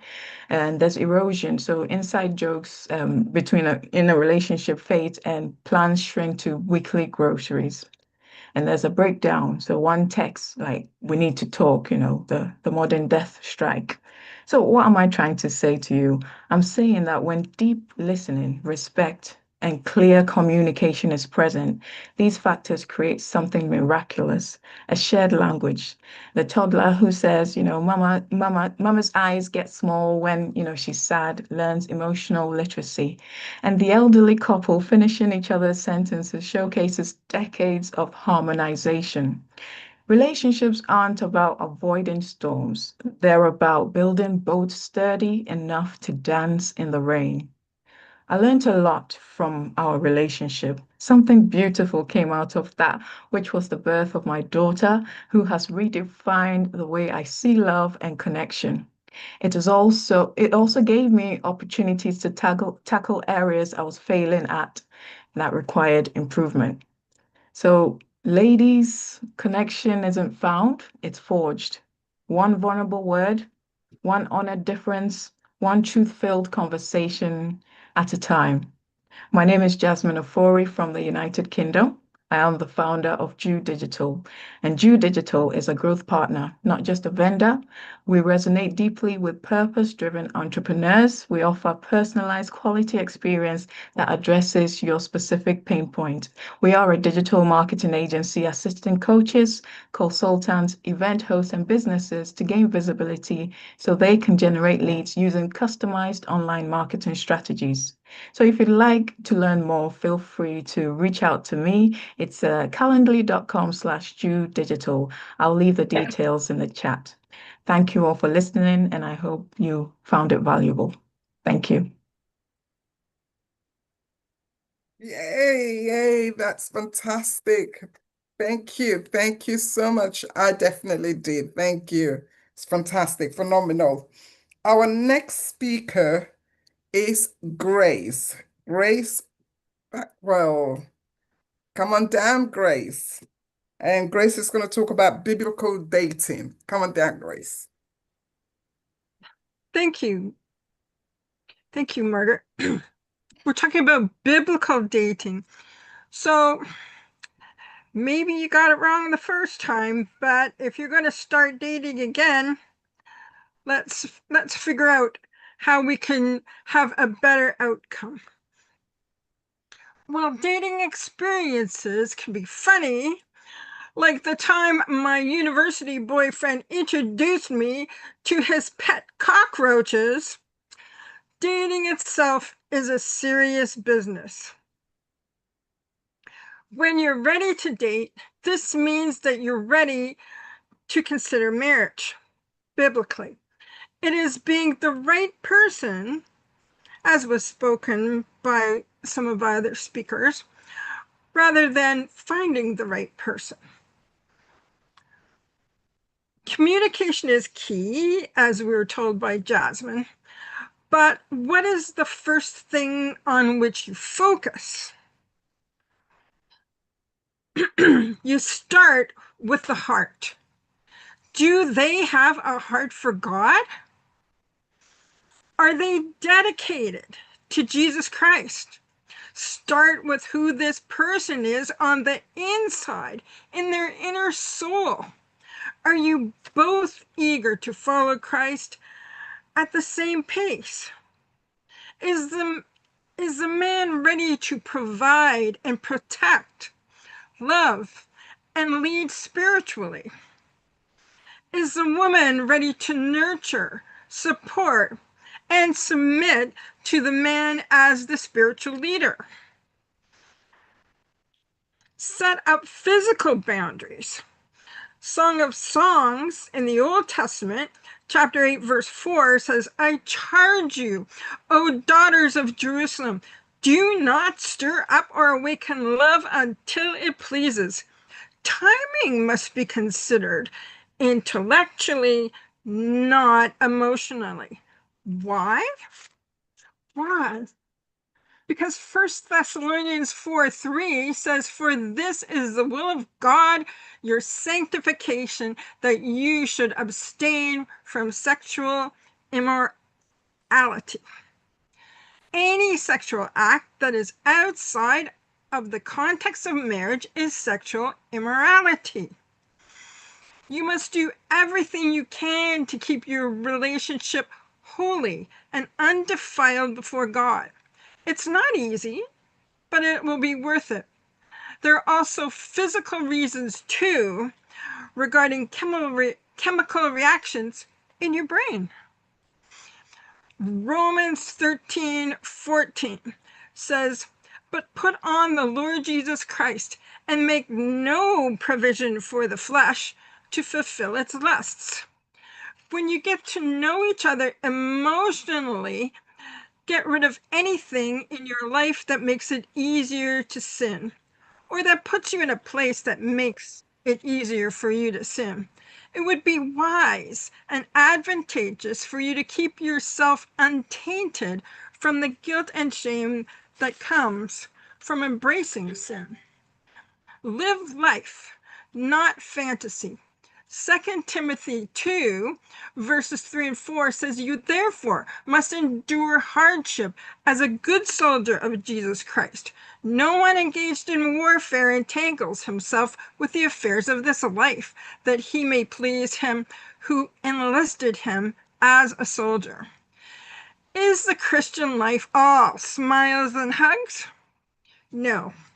The Bible likens it to war, with struggles, hardships, casualties, and losses. As you're dating, remember that real life can be difficult. You are called to serve one another. Typical dating is unrealistic, especially when you go to the movie theater, fancy restaurant that's very expensive, an amusement park or a theater. Real life requires hard work and practical activities, such as grocery shopping, which needs to be done on a regular basis. Do go to church together. Make sure that you want to go to the same church. My husband and I, we did choose a different church from where we met, but we both agreed on it.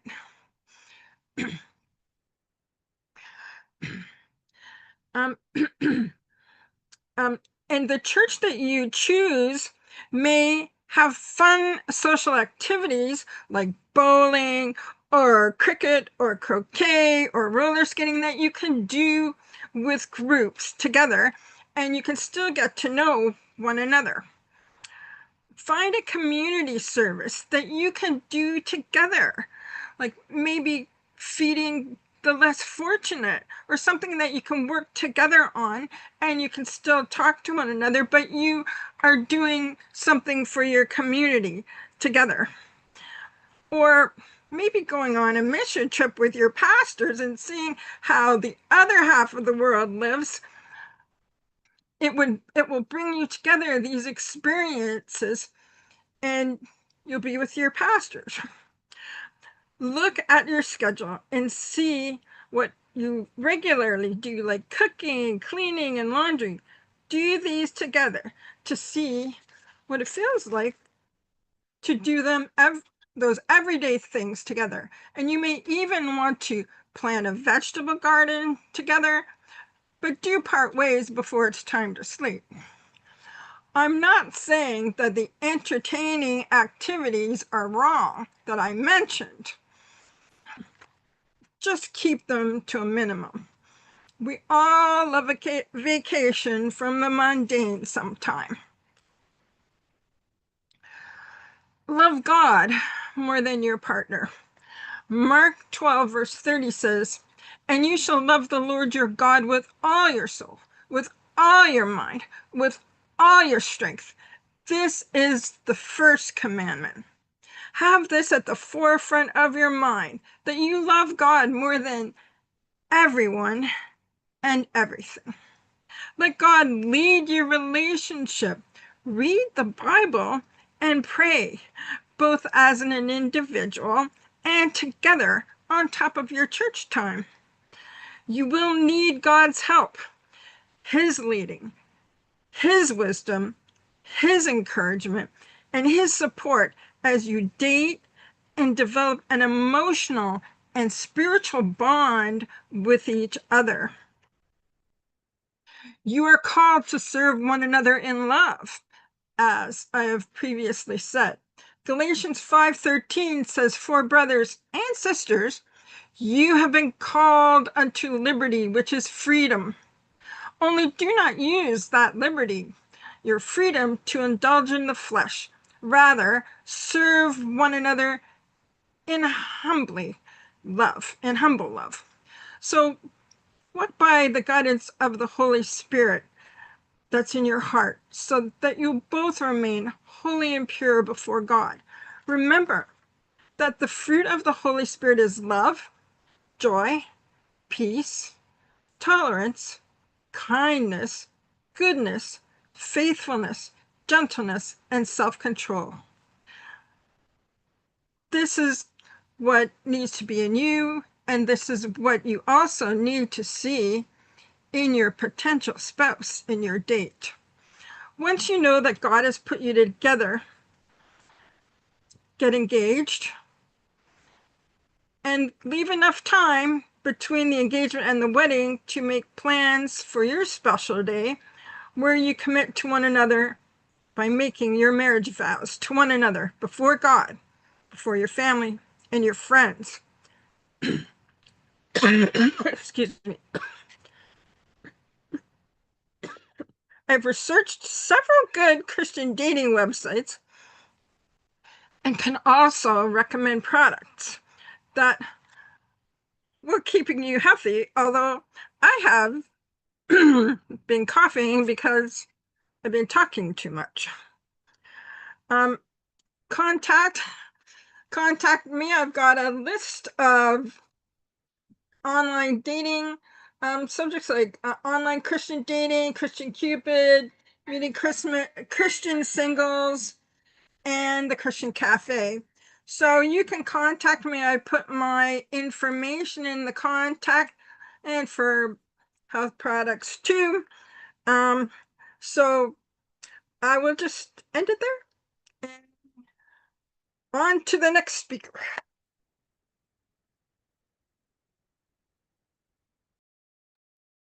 Thank you so much, Grace. That is absolutely wonderful. We are supposed to have a breakout, but what I thought with Dr. Rogers, we suggest we just carry on and get the speakers to speak. And then later on, we can give you the opportunity as well to kind of promote. Is that okay, everyone? Yes? Thank you so much. Now, our next speaker, none other than Dr. Patricia Rogers. And I can't wait for this topic. Thank you. Come on down, Dr. Patricia Rogers. Okay, great. Thank you for this opportunity, Margaret. And I am going to go ahead and share my screen and start my presentation. Lust versus love.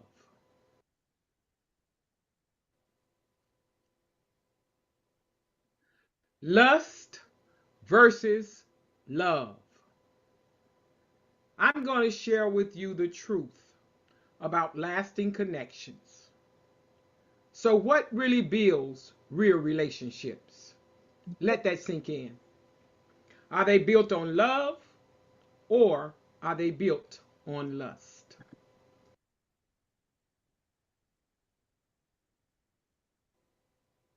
Let me inform you all that lust is not the enemy, but it is not love either. I've learned both through my own life and watching the stories of others unfold that confusing lust for love can lead us into relationships that feel super electric. But guess what? They burn out real fast. So today, I want to talk about the difference between lust and love and why understanding that difference can change everything. It can change your relationships, your choices, and even your sense of self-worth. Lust is the craving for a body. Love is the craving for a soul. Love is like a friendship caught on fire. And love is the magician that pulls man out of his own hat.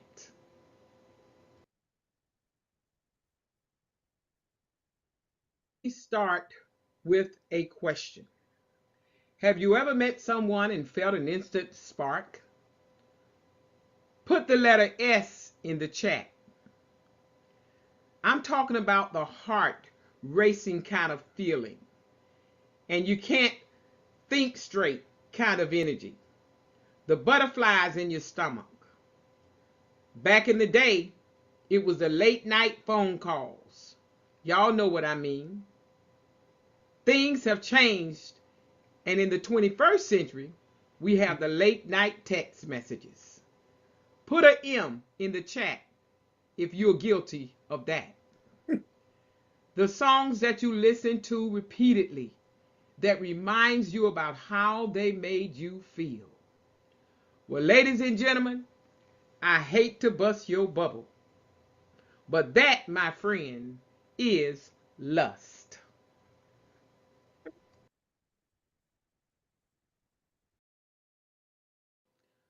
So what is lust? Let's be honest. Lust is exciting. It's desire on fire. It's dopamine, adrenaline, oxytocin. Lust, ladies and gentlemen, is our brain throwing a party. Lust focuses on fantasy, not on foundation of the relationship. Lust is driven by the chase. And here's the tricky part, y'all. Lust often shows up disguised, looking like love.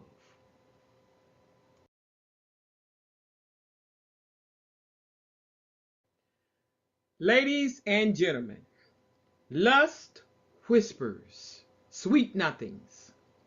Lust will tell you that this is it, or that this is the one. Lust will tell you that you finally found your soulmate. Lust is built on an illusion, and lust is the chemistry that is screaming for more. Ladies and gentlemen, although chemistry can spark an attraction, it cannot sustain a true connection. Make no mistake, ladies and gentlemen, that is the trap of lust. Lust is addictive and it thrives on hope. Lust is an emotional high and it is only temporary.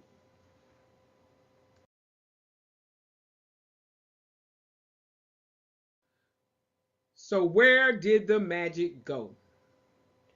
Lust thrives on what's possible, not on what's proven. Lust wants more of the feeling, not necessarily more of the person. And unfortunately, some people build entire relationships on that one spark alone until they wake up one day next to someone they barely even know, wondering, where in the world did the magic go?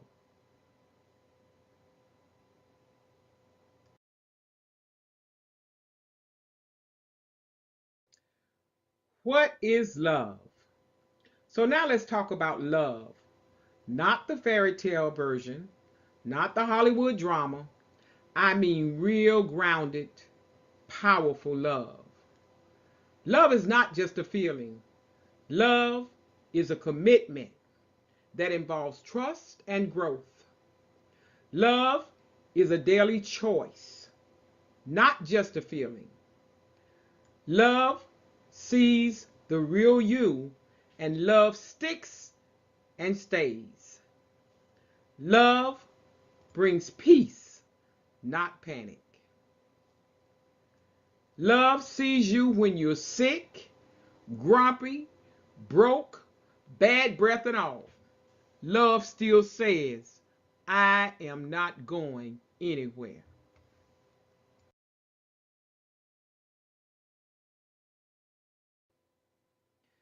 Ladies and gentlemen, love is not always sexy or cinematic, but I can guarantee you one thing, and that is that if it is true love, then you are in a safe place. Love keeps promises.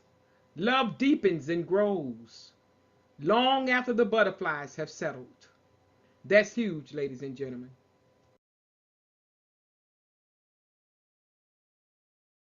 So why do we confuse the two? Well, I'm going to tell you, ladies and gentlemen, one reason is because we live in a culture that glorifies instant gratification. We're trained to believe that if someone makes our heart race, they might just be the one. Moving fast, ladies and gentlemen, is not proof of substance. Let's be real. We accept lust because it helps us to avoid the vulnerability that the love reveals. Lust gives you dopamine hits, and love requires emotional nakedness, and that's not just in the physical. Love says, let me show you the parts I usually hide.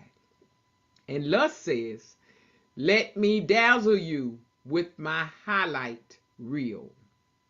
Ladies and gentlemen, real growth begins when we stay because it's real, not because it feels good. That's where love is tested and our character is revealed.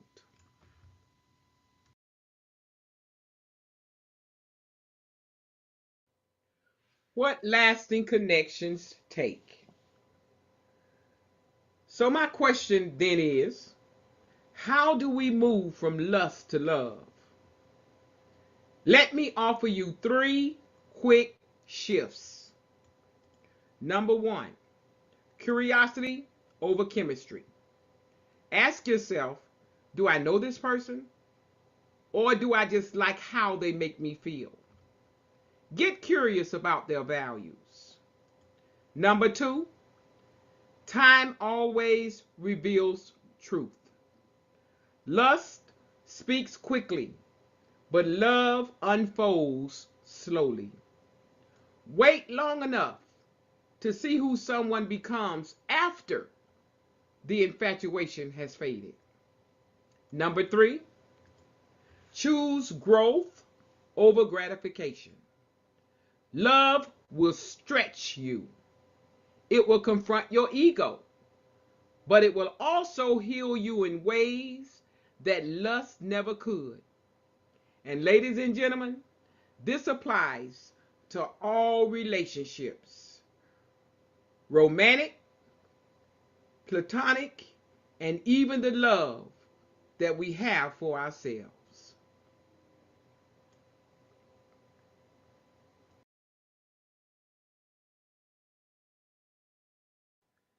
Lust versus covetousness. Lust and covetousness are both powerful desires that, while different in focus, share a common spiritual root. They both reflect a longing for something or someone that is not rightfully yours.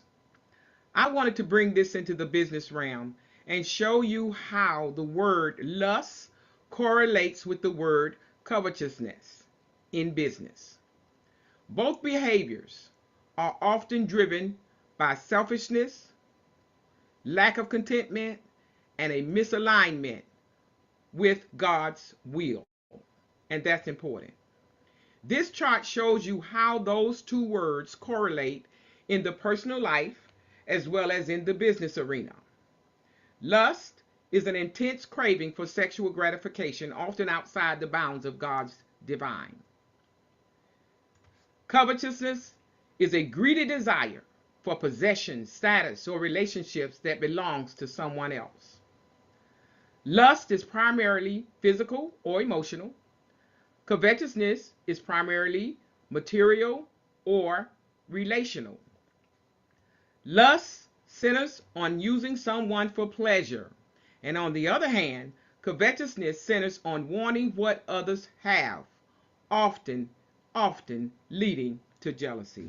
And I thought that was so important to bring this together in the spiritual realm as well as in our business arena and in our personal life. Words are powerful. And if we want to receive all of the blessings and the good thing that God has in store for each and every one of us, we must monitor our behaviors.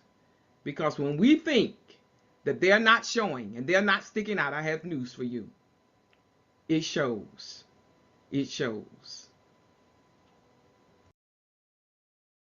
Thank you, ladies and gentlemen, for allowing me to share.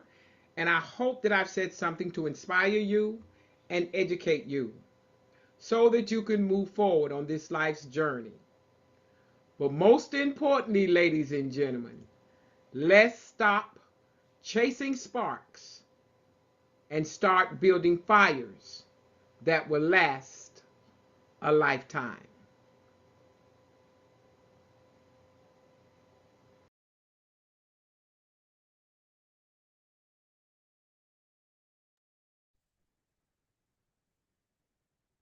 Give it up, ladies and gentlemen. Give it up. Give it up. I'm taking mine. I'm taking mine.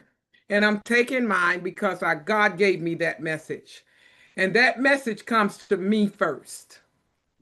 Been there, done that, got a t-shirt for it. Domestic violence, drinking and partying and all that stuff. Picking the wrong man or allowing the wrong man to pick me, however you want to put it. My picking has always been bad. Just a bad picker. And it goes back to what Grace said. I came up in the church. I knew better, but I didn't know better. Why? Because the church just told me don't. Well, when you tell people don't, they're going to do it. So I heard on this platform today about different approaches of getting those messages across so that people will be able to receive them. But I tell you this too. It's all right that they didn't really break it down like it probably could have been broke down. And then me being in the last of 8 children, my mom, one mom, and, no father figure in the house, 5 brothers. I'm the last of 8. They didn't have time to hang out with me. They didn't have time for me because I went in their generation. I went in their league. So I fell in the generation that came up when I was coming, who partied, who went out to party, who drank, who had sex. Yeah, we did that too. Margaret, you can cut that part out. Anyway, we gonna have to cut this video. Because see, this ain't me talking right now, because this one part of my script. But when God said let it go, I'm gonna let it go. Because somebody somewhere may just need to hear it. And I say this, I'm proud to say this today because I am not who I used to be. Because I was looking for love in all the wrong places, getting caught up with the wrong people, could have ended up 6 feet under, not to mention could have had life in prison. I hung out with the worst of the worst, but I wanted to be accepted. But I thank God that when I did realize and make that connection with God after just ignoring him for all those years, when I really realized that everything I was doing, that crap wasn't working. And then guess what? My mama had passed and gone on. I used to could call mom and say, Mama, Mama. And I tell her what happened. That's the only time I shared my business with her, was when I got in trouble. When I got in trouble. But she was so loving and forgiving. When I thought I was going to get a beating, I didn't get the beating. And she would, well, I wasn't living at the home either at that time. But what she would tell, when I used to call my mom and tell her stuff that I had gotten into, and I was afraid of whatever the case was, of the outcome, when my mother said to me, she said, baby, she said, mama's praying for you. Boy, when my mama would say that, because my mama was an evangelist in the church, my whole family's in the church and all that, you know, we just came up in the church, a lot of gifts, talents, and all that stuff. But when my mother said to me, when I would call her in times of trouble, when she say to me, baby, mama's praying for you. That's all I needed. And I knew that whatever I was going through, it was going to be all right. Well, let me tell you what happened, y'all. A day came, mama wasn't there. I couldn't call mama no more. And that's when I realized, oh, I got to make my own connection now. And I'm going in, y'all. Can I go in? Can I go in? I'm going in. When I made that connection with God, I mean, really made that connection with him, I knew then he loved me just the way I am. She talked about it earlier today, Madge. We're marvelously, wonderfully, beautifully made. I'm enough. I'm enough. When I realize I'm enough, I'm like, I've been running behind all these people, allowed all this crap in my world trying to help make me whole, and whole was already inside of me. I ain't mad at y'all. I'm good. I'm good, because I know that everything that I do, everything that I ask God for, he's my father, he's my husband, he's my brother, he's my mother, he's everything to me. I had to learn that, and I wouldn't trade it for the world, y'all. I wouldn't trade it for the world. And I know Grace preached today. Yeah, Grace, that's the kind of stuff I used to hear, don't. But you know what? The Bible is right all day long. When we do these things that takes us out of God's will, we will pay the consequences. And I'm going to share this. I used to go out when I used to in high school stuff and go partying and all that, even after high school, whatever. And I still was so deeply rooted in church. Every Sunday we in church, Wednesday night, Bible study, whatever. And every Sunday came to a point in my life that I realized when I went out with my boyfriend, if you will, and we go out, I'm just going to say it like it is. I'm trying to fix it up. I'm just going to say it. When the night on Saturday nights when I had sex, I go to church Sunday. Nobody knew I had sex but me.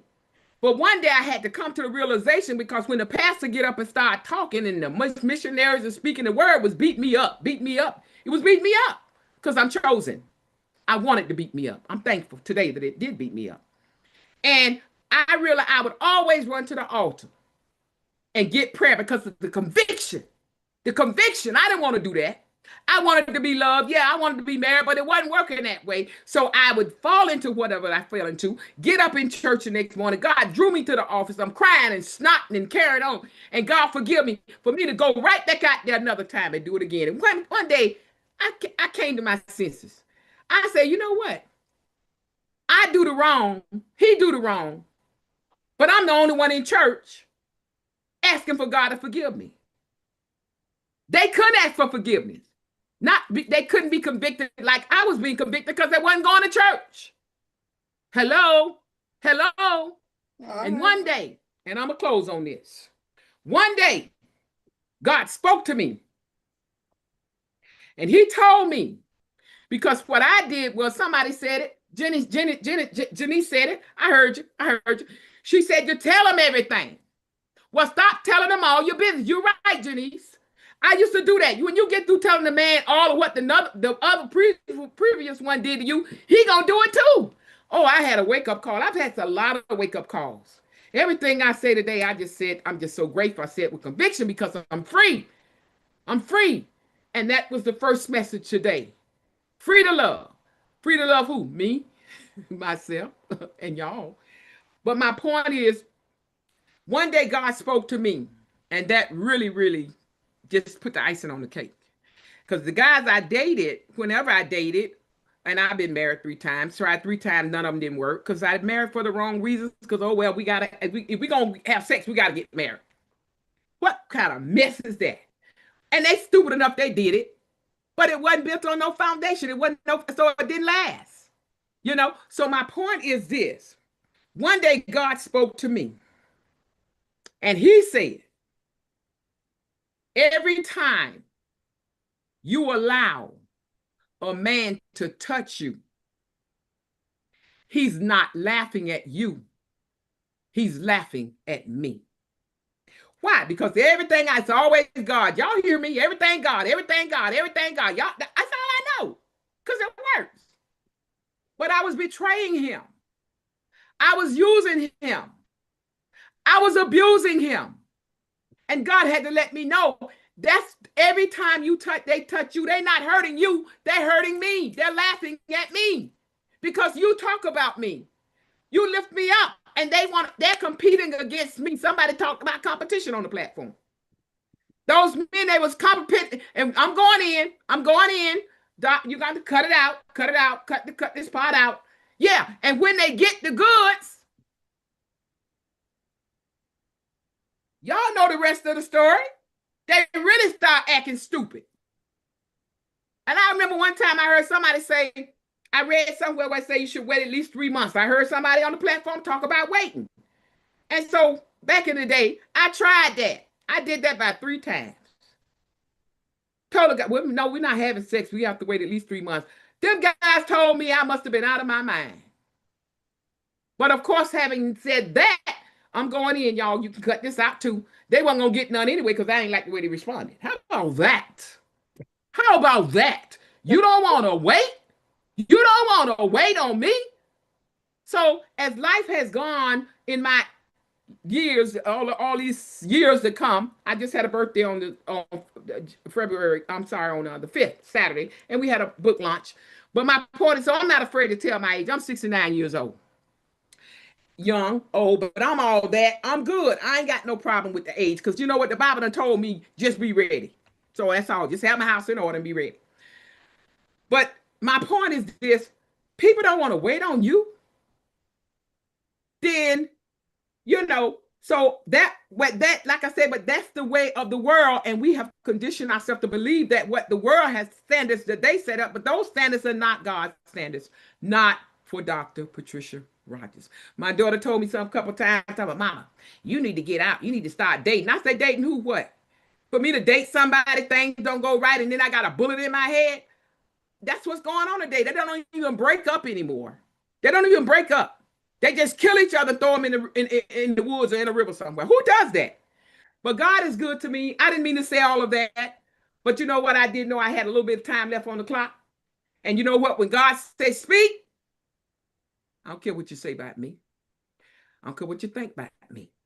Because one thing I do know, I got a whole lot of people that love me. And I just want you, don't look at the messenger. Take the word, and let it bless you. That's my story. I'm sticking to it. And in my closing, 1 Corinthians 13:13 says, and now these 3 remain: faith, hope, love. But the greatest, and I'm full, y'all, because everything I've done in these 11 some years on this entrepreneurship, my entrepreneurship journey, trip, my heart has been broken by women, people that you wanted to help, people that you thought loved you, but they was only there to watch you. They hate you, but they copy your stuff. I ain't mad at them, but I learned God is still working on me. He's always working on me. I said, I'm not going to fight with these people. If they don't want to stick and stay, bye. Have a good day. Because everybody can't go where God is taking me. But some people go along just for the ride, not knowing that God sees your heart. So when I brought that in about covetousness, y'all be mindful how you treat people. Because the same people you watching trying to mimic, you wondering why they got it so good. You wonder why because they love the Lord, number one, and they treat you right no matter how you treat them. That's my story. The greatest of these, ladies and gentlemen, is love. I'm Dr. Patricia Rogers, visibility strategist, and I am the CEO, because God said so, of Unity and Service, where people, we can't do nothing without each other. Where people, Margaret, you put on a good show today. I feel the anointing of God, and for that, I'm grateful. And thank all of you. Again, where people need people. That's my story, and I'm sticking to it. Wow, wow, wow. Thank you so much. The message is powerful, it's rich. I think the whole event, your theme, where you spoke, just wrapped it around, literally wrapped it around.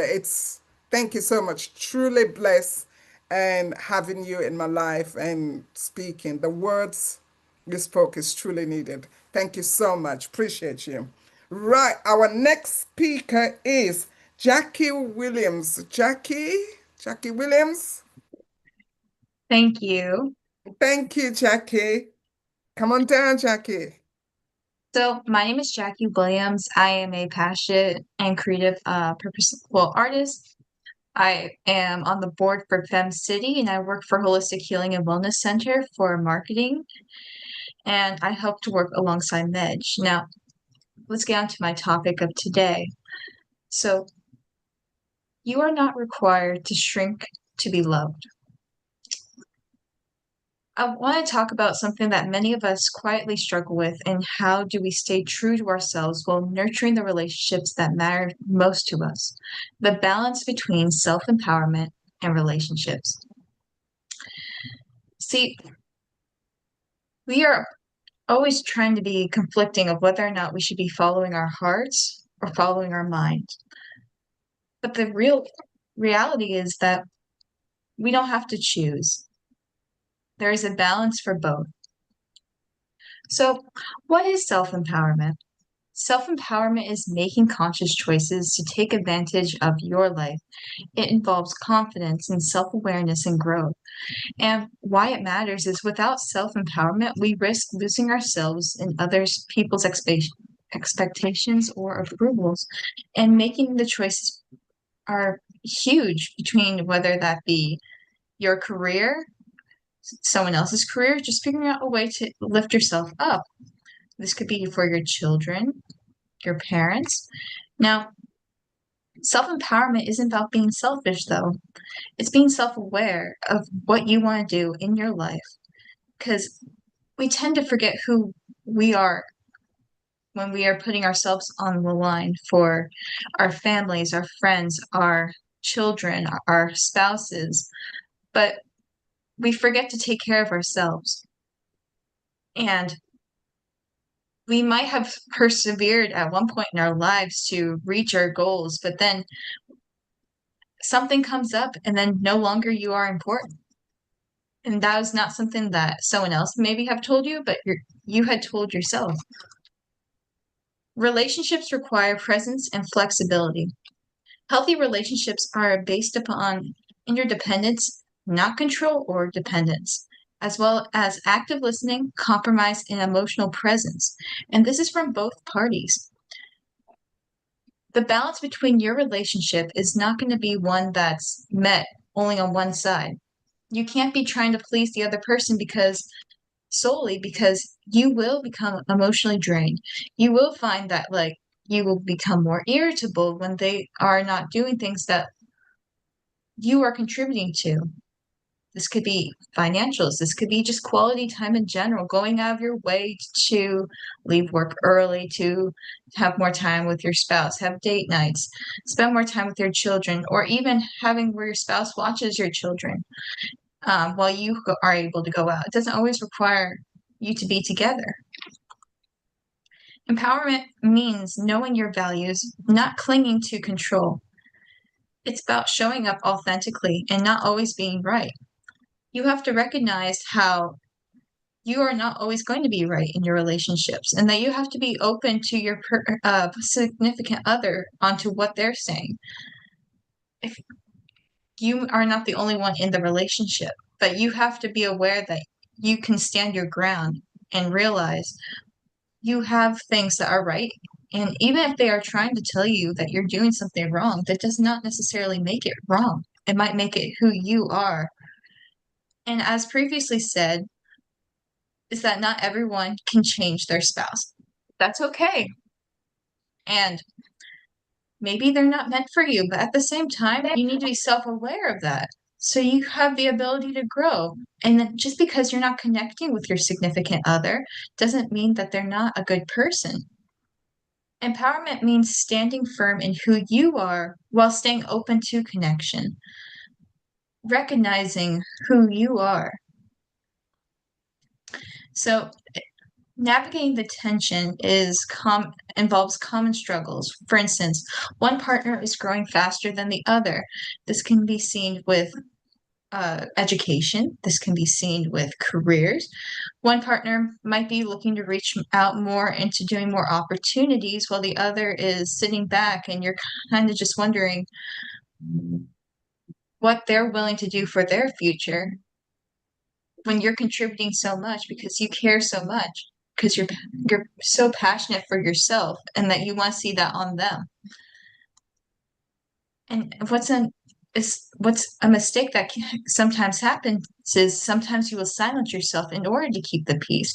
But in reality, you need to talk to your partner or your significant other or your friends or your family and convey what you're really feeling. Because a lot of the time when we are feeling some sort of overwhelming emotion, it's because we are keeping it pent inside. We need to get that feeling out. We shouldn't be trying to over-adapt to or overcompensate for others, but be able to work in harmony with them. Some reflection questions is like, have you ever shrunk to avoid conflict? Have you ever tried to outgrow certain dynamics? We have to lift each other up so we can rise. So some practical strategies for balance that can just be applied broadly for many relationships is, for instance, setting clear boundaries, knowing what's negotiable and what's not. This can be with quality time. This could be with alone time. This can be with work. This can be with your children. Talk about what you expect from your partner and don't try to take it all on once. You need to practice self-reflection and ask regularly if you're honoring yourself and your relationship at the same time. Are there points where you feel your relationship is unbalanced? You have to choose to align, not to approve, and seek a relationship where your growth is celebrated and not feared.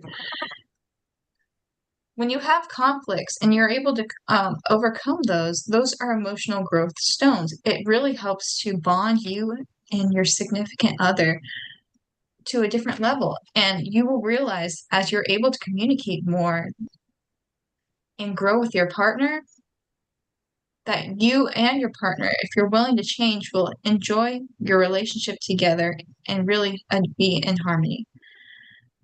To achieve all of those, it really just simply requires communication. Now, of course, some partners are not as willing to listen to you as others would. And unfortunately, that might try to dampen your power, but at that point, you have to choose between yourself and them. Empowerment includes being able to express your needs without guilt. So, finally, empowerment and relationships aren't in conflict. They strengthen each other when balanced with care. You have to be the one because you're in this world, and you have to be the one who wants to be you, who wants to be with you. I represent Dr. Medj, and a lot of what she offers are some couples counseling, relationship and retreats. We have some upcoming retreats that I know many couples will benefit from getting away and reconnecting, because when faced with the stress of every day, you tend to forget why you love each other so much. So I'm going to put some links in the chat, and I encourage you to check out Dr. Medge's work and encourage you to look over my work as an artist. And thank you for today. Come on, come on, come on. Let's give us some energy. Thank you. Woo-hoo. Thank you. Brilliant message. Thank you. Well done. Thank you. Thank you. Our next speaker is Michelle Clarks. All right. Michelle Clarkson. Are you here, Michelle? Come on down. All righty, thank you. And I'm Michelle Clarkson. I'm a women's empowerment coach, motivational speaker, and founder of Meaningful Moments of Power, a movement to help women unlock their voice, to build confidence, and lead boldly by focusing on changing the mindset. I believe that every woman deserves to be seen, heard, and powerful in every space she walks into. So I'm just so excited to have the opportunity to talk to you all for a few minutes. And my topic today is I am the sign to a fulfilled relationship where self-love and confidence are the keys that you need in having a healthy relationship. Because everybody wants love, but let's be real. Do you love yourself first? And we've had a lot of people touch on self-love. So, again, do you love yourself first? Because if not, you'll find yourself accepting attention and calling it love. Confidence starts with self-love, period. So I want to tell you all a little bit about my story and how I've had to rebuild myself. When I was in college, I found that what I thought was my first one true love, and got into this relationship and ended up in a relationship that was controlling, that turned into an abusive relationship. And as a result, my self-esteem, well, what was that? There was no self-esteem.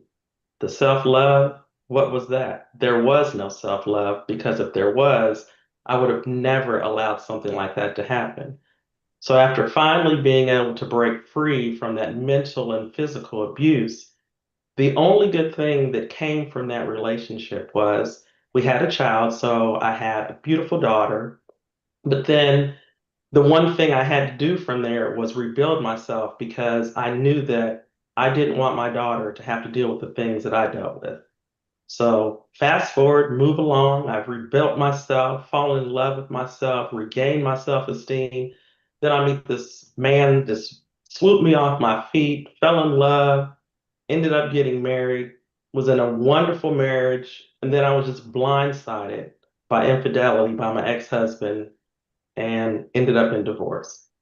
So here I am, different season, same lesson, and I'm having to rebuild myself all over again. I didn't walk away whole, I walked away broken. But the woman I was meant to be, she was on the other side of that pain. And I'm so thankful for all of that pain that I went through, because that's when the shift happened. The shift, and that shift of where does the confidence come from? Why do you need confidence in your relationships? Because confidence, it didn't come from compliments, it came from truth, from healing and real growth. And one thing that we always have to do is we have to take a step back, and we have to say and take accountability, and what role did you play in this happening? Because even though bad things can happen, there are certain things that we've done for those bad things to happen. It may have been you allowed yourself to stay in a relationship longer than you needed to, like Dr. Patricia said, picking the wrong people, not loving yourself, not having that self-love. So I had to step back and answer those questions to myself and heal so that I could really have that growth.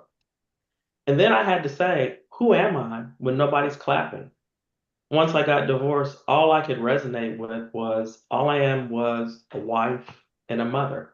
That's all that I knew myself to be. But I knew that I had so much more inside of me that I wanted to be as far as career goals, aspirations, just within myself, health goals, and things like that. So I had to do the work to fall in love with myself. And I had a friend tell me before, you have to learn how to date yourself. And at that time, I had no idea what that meant. But really, being able to date yourself is how you can fall in love with yourself. You know, feeling good about yourself, that you're going to take yourself out to lunch or take yourself to a movie, focusing on that self care and making that a priority. And those are things today that are non negotiable. Myself and my self care, there's nothing that I let get in front of that, because I know that when you look good, you feel good. And so those little things that you do to make yourself feel better, you have to continue doing those, because life is always going to be life and lifing along. And there's going to be something that pops up that tests your self-esteem, your self-love, your mindset, and you just have to remain positive and know who you are.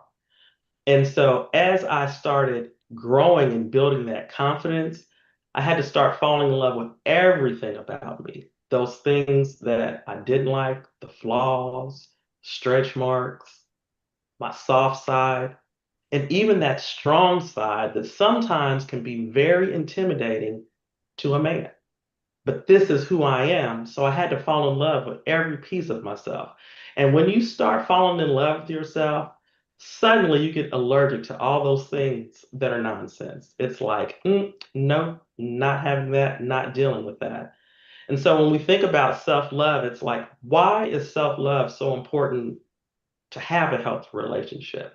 Because the self love that you have for yourself, that's love that'll show in your professional relationships, your personal relationships. But when you love yourself, boundaries, oh, they come so easy. I have no problem saying no. I have no problem letting someone know why we're not going to do something. When I'm in the workplace, I have no problem giving pushback when things don't align with the goals or the integrity that you may have. So being able to establish and set boundaries are so key, but it only comes from when you learn to love yourself. Those red flags, they look like stop signs. Once you fall in love with yourself and you have that self-love and confidence in who you are and what you're willing to deal with, because if you don't embrace having the ability to set those boundaries, pay attention to the red flags, you'll end up settling. And I've heard it said today earlier by someone else, and I can't remember who, but when you stop auditioning, you figure out that you are the main event. You are the main event every day, all day. So there's no need to audition for anybody. You know, I'm coming as the star. So when you have self-love, that disrespect just doesn't land the same anymore. You see it and you exit stage left. No need for a dramatic goodbye. It's just like you know what you deserve and you know your worth. When you love yourself, you have to be willing to love yourself enough to walk away from things that do not value and appreciate you. Whether it's a relationship, whether it's a job where you have a manager that doesn't see the value that you bring to the table, you have to be willing to walk away from those things that don't value you. And then as you focus on that self-love, like I said, that breeds the confidence. Once you have confidence in yourself, you love yourself more than anything else. You know, and as a mother, my children mean everything to me, but I love myself more than anything because I'm all that I have. They're grown now, and my son just graduated from college. So in a little bit, he's going to be out of the house, starting his own life. And then once again, it's just back to Michelle being by herself. So I have to love myself, love the things that I'm engaged in so that I can continue to have a happy and healthy life, thriving. And confidence, one of the main things that it does is it protects your peace. And that's one thing, you know, in this era today, with social media, that's all you hear and see everywhere is protecting your peace. But I think that a lot of times people just throw that out there as the buzzword, and they really don't even know what protecting your peace means. Because if more people were protecting their peace, we wouldn't have relationships that are so broken, people that don't have the self-esteem and self-love in themselves. So, protecting your peace is so key.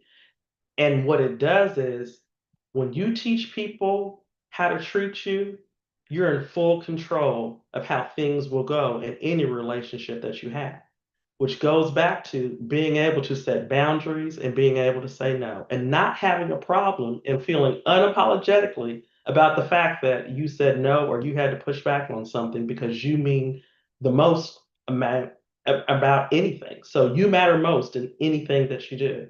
So the right person will always be drawn to your light and not intimidated by it. Like I said, I had to fall in love with myself and that strong side because sometimes that can be intimidating when you don't have a problem being able to let someone know how their actions made you feel. It's called keeping people accountable. But one thing that you always have to remember is that you are the prize. You have to say it, you have to believe it, and you have to walk it. Because if you're not doing those things, then why is anybody else going to believe that you're the prize? Because when you don't believe it, that's when you continue to audition for shows that you shouldn't even be playing a role in. So as I close today, the one thing that I want to leave with you is that love in the 21st century, it shouldn't feel like pressure. It should feel like peace. It should feel like happiness where you're comfortable to be you, your authentic self, every day around anyone, not just when someone comes over or what have you, but being able to feel the peace that you bring. But it starts with you. When you love yourself, you raise your standards, and that's when the right people will find you. So if I can leave you with anything today, just remember that fall in love with yourself first, and the rest will follow. Thank you for the opportunity to speak with you all today. Ooh, awesome, awesome, Wow. awesome. Woo, woo, woo, woo, woo. Come Ooh. on, y'all, wave your hand in the air. Yes, fantastic. The message Mhm. is absolutely powerful. Thank you so much, you speakers. We got one more speaker, our last speaker. Peggy, are you here with us? Yes, I am. I Thank, am. thank you, thank you. Take the floor, Peggy, take the floor. And welcome. Okay. Thank you so much. Thank you, everybody. In fact, I've just joined and I was so inspired by the last speakers, especially from Dr. Pat. So today we are talking about love and relationship in the 21st century. But I would like to begin by telling you a little story. Once upon a time, there was a very beautiful, very naive, and very submissive girl. And all she wanted to do was to get married, have children, and that's it. Well, at the age of 19, she finally got a husband. And in fact, she got married without even understanding what marriage was all about. And then she had 3 beautiful children. Everything was going smoothly. She honored her husband. She depended on her husband for everything. She gave away her dignity. She gave away her voice. She gave away even herself or her right as a woman. On the other hand, the husband at first was loving, was kind, but then that love started chipping away into hatred. And by the time you knew it, everything had fallen apart. The man did not want the woman anymore. Why? Because she didn't feel wanted anymore. And the man did not feel she needed the woman anymore. And so, what did the woman do? What was her crime? The only crime was she wanted to be a submissive woman. She wanted to be a good mother. She wanted to be a good wife. Well, when the relationship finally broke down, this woman left. And when she left, she knew that was the end of her life because everybody that she trusted made her to believe that she was a failure. She lost her confidence as a good mother. She lost her confidence as a good wife. And even the husband called her names. The husband labeled this woman a gold digger. She labeled this woman a prostitute, a good-for-nothing woman. And so this woman ended up with zero self-esteem, zero confidence, couldn't even speak up as a woman. Well, after reflecting for a while, this woman decided to pick up the pieces and move on as a single mom of 3. She invested in herself. She learned the skills that she couldn't learn. And in all of that, she found her purpose. And that purpose became her greatest joy. And hey, that woman is me. That woman is Peggy Barry. Now, today we are talking about love in the 21st century. And each one of us, I'm sorry I did not listen to all of the speakers, but I am sure that all of us here, we've been through love. We've been through some kind of love journey. Some good, some ugly, some nasty. But again, as human beings, sometimes we want something different. There was one point in my life, like I said, I just wanted a husband and children. I thought that being submissive was enough, being naive was enough, or being just yes, sir. When whatever thing he said, yes, sir, without even questioning, I thought all of that will make my marriage happy. But no, I was wrong. All of that were not enough to make my marriage a happy marriage. So I obviously came into that relationship with a cup full of naivety. I thought being submissive wife or being a submissive wife, as the Bible says, was all. I thought being a submissive wife was giving away my voice, that I couldn't question my husband. If he does something, I'll say, oh, you're right, you're right, you're right. I thought that was being submissiveness, but I was wrong. And so, again, my husband did not just want a submissive wife. She wanted an intellectual, a focused thinking, an oriented or solution-oriented wife. That is what he wanted. Along the line, I've learned all these skills. Like I said, I developed myself. I learned all the abilities of what it means to be a good wife, what it means to be a purpose-driven wife. And all of that, I thought I was equipped. And then found another man. And I thought, yeah, this is just what I wanted. Oh my God. He treats me like a queen. He answers yes to everything I say. If I say I want this, that's it. If he lifts my feet up and pamper me and all of that. But then I realized that, hang on, we couldn't have a reasonable conversation. I couldn't have a conversation with this man. He couldn't reason with me. We were far apart. I was on a different lane and he was on a different lane. I wanted him to be a leader. He also wanted to be a leader, but he lacked the leadership qualities and he wasn't willing to learn. And so what happened? The relationship became so boring and I had to quit. Fast forward, again, at this point in my life, same as some of you, and I know some of you are single mom, when we get to a certain point in life, we start to ask some questions. And like I always say, as I journey into this last moment of my life, I said, I am journeying into my last bus of relationship. When I get to that bus stop, that is the last and final bus stop. And so that is why I'm very, very particular. And the question that I ask myself is, Peggy, what do you want in your next relationship and what can you give? Because it's not just about what we want, it's about what we can give. And so that answer for me, I always say, I want to give I-A-M.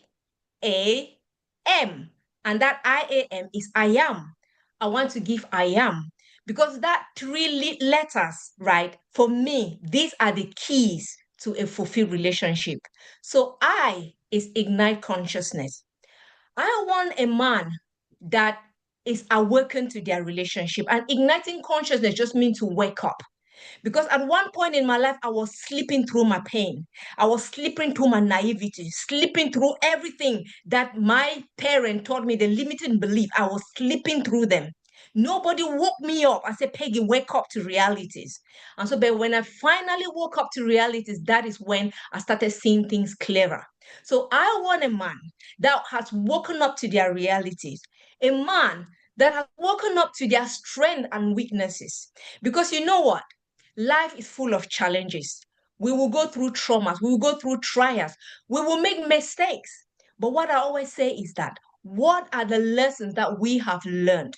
So if you find a man in this 21st century, a man who is not willing to be a man who is not willing to ignite their consciousness and wake up to the mistakes that they have made, and also to the realization of the lessons that they have learned, then that is number one big flag of a failed relationship. So that is I. The second one is A, which is accept responsibility. I want a man who can accept 100% responsibility for their life and their happiness. As I write in my book, accepting responsibility is giving you the dustpan and the brush. You can easily sweep your life to any standard that you want. Because if we keep blaming people and keep wishing for them to come and sort the mess that they made in our life, we will wait forever. And so, in this 21st century, I am looking for a man who has accepted 100% responsibility for their life. Not a man that is going to come and tell me that I blame X, Y, Z, I blame the weather, I blame everybody, I blame my mother, my grandfather, my great-grandfather for not teaching me what I would have been. No, I do not want that man. I want a man that can come and say, yes, even though my mom did not teach me this, even though I made a mistake, even though I messed up, but I accept full responsibility for my life and my happiness. I accept full responsibility for my future. If you find a man that doesn't want to accept full responsibility for their life and they keep blaming their ex and exes, I'm sorry, that is a red flag to a failed relationship. Right. Number 3, I want the M, which is meaning or purpose. I want a man who know who they are and why they were born. Because for me, I know who I am and why I was born. And everything that surrounds me, the way I talk, the way I think, the way I act, it all aligns with my purpose in life. And so I want a man who knows who they are and why they were born. Because if we know who we are and why we were born as a partner, we begin to align together. Our values align, our thoughts align. Come on, life can never be boring. The relationship it's not going to be boring because we'll have things to talk about, things that fall in line with our purpose. The relationship is going to be sweet. I don't want a boring relationship. And so, again, if you find a man or not a man, I know some men are here, any partner, whether a wife or a man, if you find a partner who do not know who they are and why they were born and cannot respect your purpose or meaning in life, then I'm sorry, that is another red flag to a failed relationship. And so, one thing I am saying is that we cannot give what we don't have. We can only give what we have inside of us. And so I have invested a lot in myself, and I will not want to waste that on anybody. So as I move on with my life, in that my final bus stop of my relationship, I know and I'm confident in myself. Michelle talked about confidence. I am 100% confident. I know who I am. I can define myself. If you wake me up from my sleep, I'll tell you who I am. I am confident and 100% confident that any man that I find, I can give them I am. I can give them I will ignite consciousness. I can give them all these things that I have outlined because I know that if I give these things, I know for sure that we will have a fulfilled relationship. So I will not be long. And I just want to say, as we round up, we all go out there. I know some of you already have your beautiful relationship. You are doing good. But some of us, we are still searching. We are still single and searching. But hey, whichever way you are or whichever lane you are, go out there. If you have a love relationship, keep loving. And maybe you haven't even evaluated these 3 things. evaluate these three things, because I tell you, it will add more ingredient, it will add more sweetness to your relationship. For those who are still looking, go out there, look for love in line with I am. Hey, let me end here. I am Peggy Barre. I am an survival empowerment coach and a published author. I am the founder of Arise and Thrive Academy. And what do? I support survivors of abuse to heal, to rebuild their lives, and to become confident and resilient parents.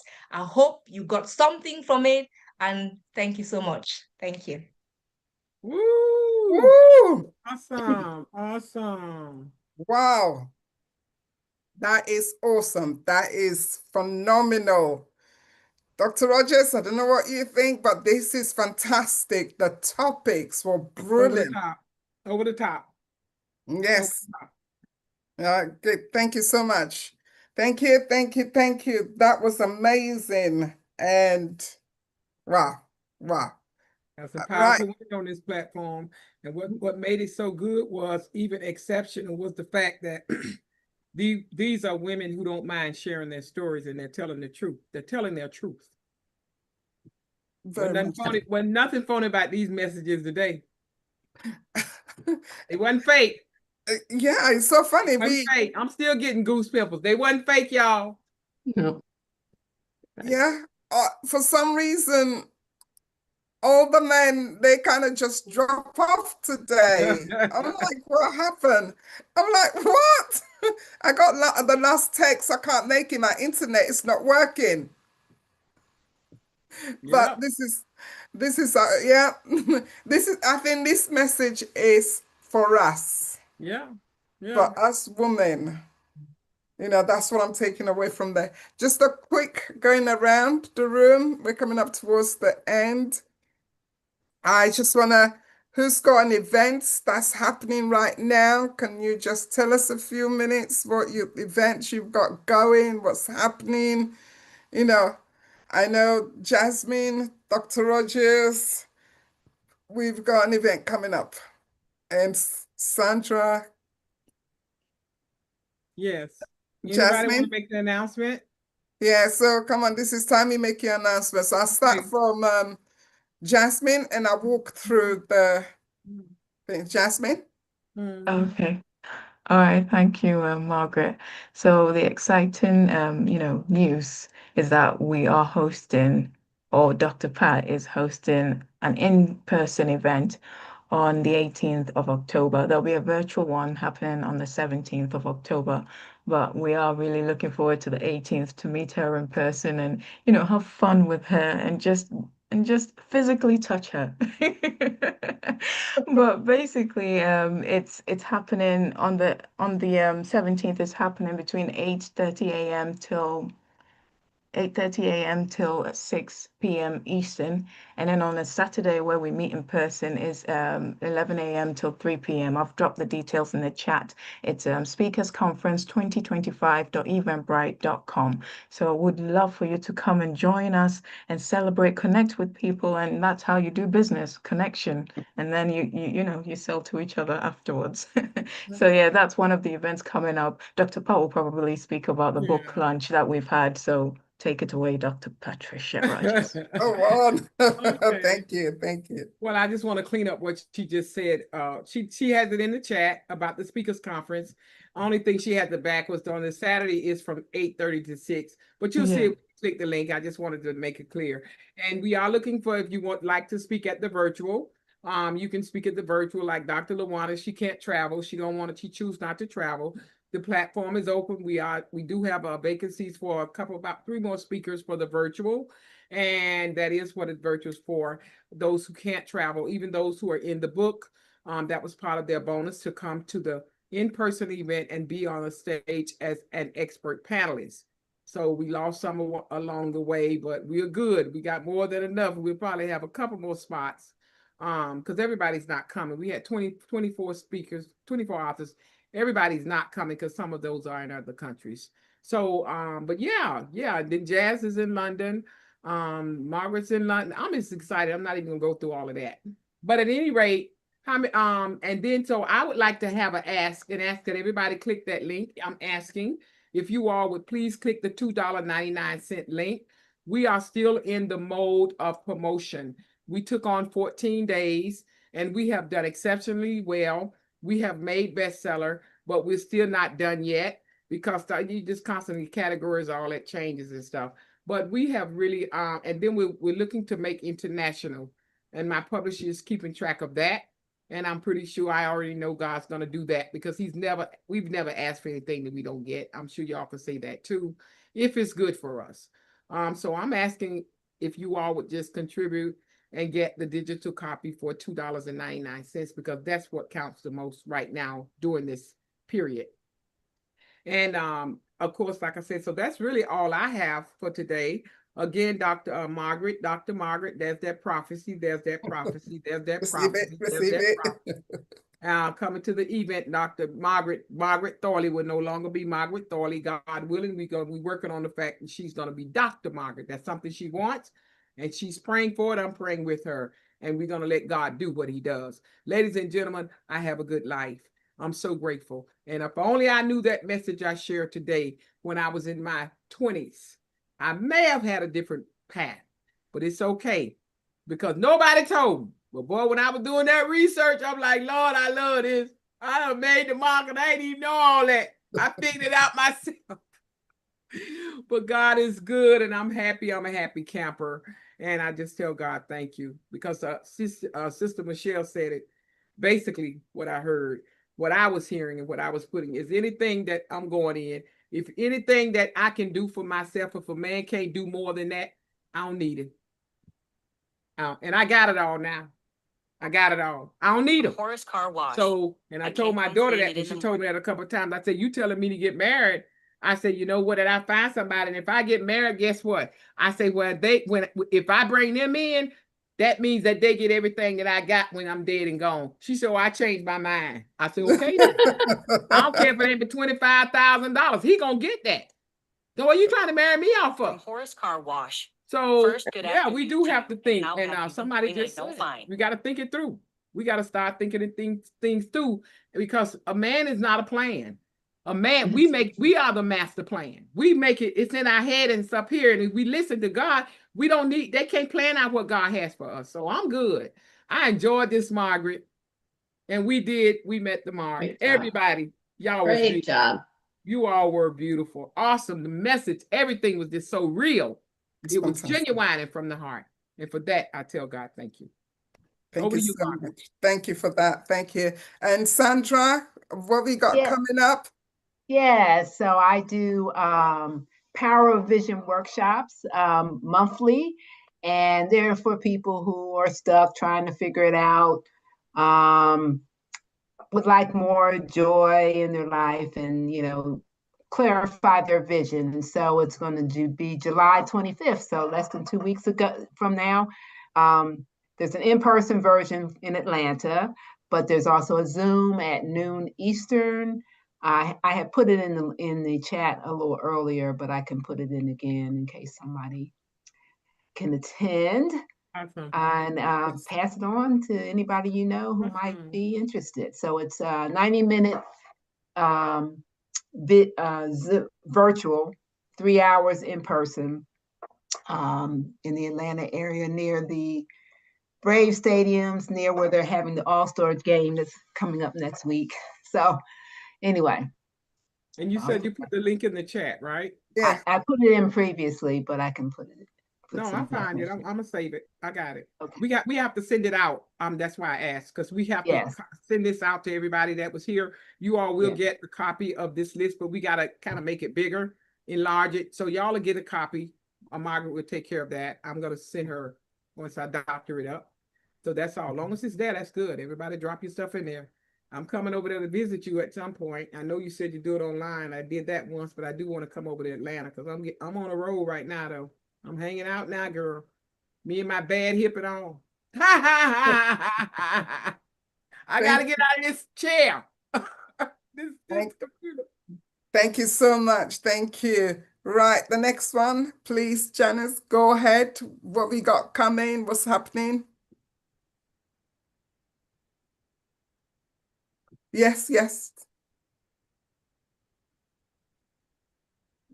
Wanted me to say something? Yes, Not of me. course. Have you got any events coming up? Oh, no, honey, I don't have anything going on right now. Okay. All right. Thank you so much. Thanks. Thanks. Thank you, Thanks. babe. Okay. Dr. Luana, what have you got coming? What have you got coming up? Well, I have two things. One is my virtual retreat, which is becoming my annual thing. Of December the 6th is when that's scheduled. The other is I am building my Dream Builders community on Facebook. So if you'd like to join in there, I try to put in stuff that people I hope can use immediately. And it's an opportunity to get to know me better and me to know you better as well. Who knows? I may decide to do a workshop in between there, but as of right now, it's just a retreat in December the 6th, and I hope all of you will come. And of course, I'll be looking for a couple of speakers. So, opportunity. Thank you so much. Thank you. Thank you. Please put your contact details in the chat. Thank you so much. Michelle, what have we got coming up? So I'm going to be a part of the speakers conference in October and just continuing to work with clients doing one-to-one coaching. So if you all know anyone, any woman that needs some empowerment coaching, I put my information in the chat. And please come follow me on social media because every day I'm dropping some meaningful moments of power. Thank you so much. Thank Yeah. you. And put your info on the chat, please. Appreciate that. Yes, I put it on there. Yep. Yeah, thank you. Lorraine, lovely having you. Lovely. You've been with us and really respect. Yeah. I salute you. Thank you. Really honored. Thank you. Okay. You got anything or you just came to sponsor your daughter? No, I'm just following her progress. I love it. I love it. And we need that from time to time from our mums, to just follow us, to support us, and to know that they've got our back. So thank you so much. And thank you for being here all the time. Thank you. Thank Great. you. What have you got going? Yes, I do. I do. And I'm just about to put it in the chat. It goes file. No, I guess not. What is it? Screenshot file. I think it's file. No, it's not. I don't know. Okay. I was going to put it in the chat. There's something. Well, I know you're very active on the social media and everything. So definitely we'll follow you and we'll connect you with that because I see you're very, very active. So thank you very much, Grace. Thank you. Peggy, what have we got going? Margaret, I haven't got anything going because I am just focused on the other side of the business. And yeah, so nothing much going. I'm just looking forward to the Dr. Pat's event. I think the virtual event in October. I think I'll be speaking at that event. And yeah, and then another thing that some of the ladies you have, if I get the time to register or pop in, yes, I'm glad to do that. But yeah, thank you. Thank you so much. Really appreciate that. Lisa, what have you got going? Come on down. What have you got going? Thank you. Yes, so I just launched a series surrounding trauma called Straight Out of Trauma. It's about exposing and overcoming trauma. So I would like to invite you all, if you have a story of overcoming trauma that you would like to share and be a part of my podcast, to connect with me so that we can talk about how you can be a part of that. My link is in the chat, my calendar link. So you can click that and get on the calendar and we can meet and discuss it. Awesome. Awesome. Thank you so much. Just repost it again, please. Okay, I will. Thank you. Thank you. Yeah. I figured out how to do it and I put it in the chat there. A success talk with Dr. Bob Bukowski on Sunday evening, and it's on the internet, online, on Zoom, and or you can dial in. Okay, thank you so much, Grace. Thank you. We can see that there. Thank you. Gail, what have you got going? The voice with the heart. I love that. Thank you, Margaret. Well, I also will be at Dr. Patricia's conference and have a chapter in her book. So I'm hoping that people will see your book. our book. I have a chapter in our book. So want you to see that, and also invite you, and I'll put it in the chat again, to my monthly gathering of hearts, the first Friday of each month at noon Eastern, which is just a time for people with heart, and people who work from the heart, to come and share what's on and in their hearts in a space of respectful and sacred listening, and to provide that same kind of listening for others. We sometimes have a very small circle. Sometimes it's a large circle, but it's a time when those who are spending so much of their lives serving can come and be served. And those who are feeding others can come and be fed. So invite anybody. It's free. We do it the first Friday of every month, and there's a link in the chat. Awesome. Awesome. Thank you so much. Thank you. Dr. Rogers, do you want to have the last chat and then we come and we close?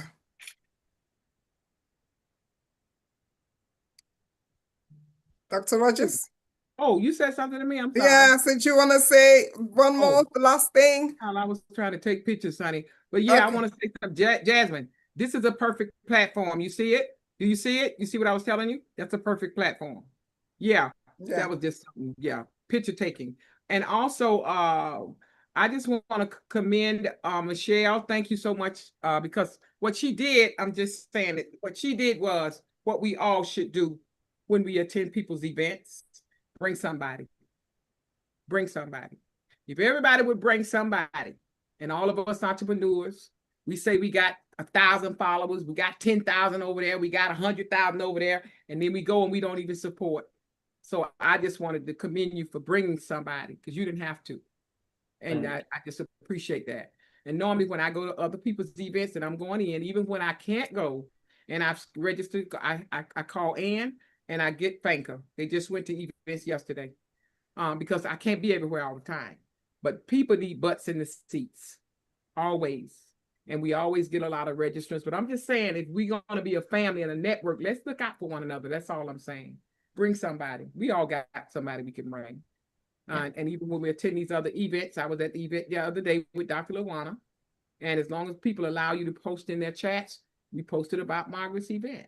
We're not responsible for who come, but our job is responsible for carrying the words, because we are our sisters and brothers keepers. And I enjoyed myself at Dr. Lawana's event the other night. I'm really just glad I went, because we all are getting stronger and the bond is growing, and we have to help one another. It's not about whether we like people ways or not. If we're serving and doing it unto the glory of honor God, because as long as you put out, God's going to give it back to you. It may not come the same thing, same people, but God's going to always fill your cup. And I believe in that. I just believe in that. So that's my story. And I think that was all. I really just wanted to reverence her. And I definitely I'm going in now. Janice, can I go in? I'm going in, whether you say I can or not. Been struggling with this young lady for about a year or so, if not more. I don't know. I met her in WPN and we've been friends for a long time.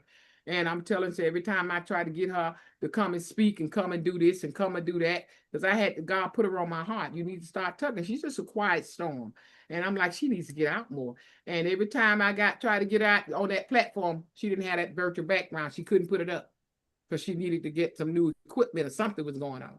She just missed our book lunch because she didn't have it up. But she got it up today, don't she? Because let me tell y'all something. When y'all realize all the blessings that y'all missing, y'all ain't missing opportunities for that. I'm offering y'all. Y'all missing opportunities that God told me. Reach out to that person, ask them, and that's it. That's all I'm telling you. So when we miss opportunity, girl, you made my heart bleed today when I saw you. I just couldn't say nothing.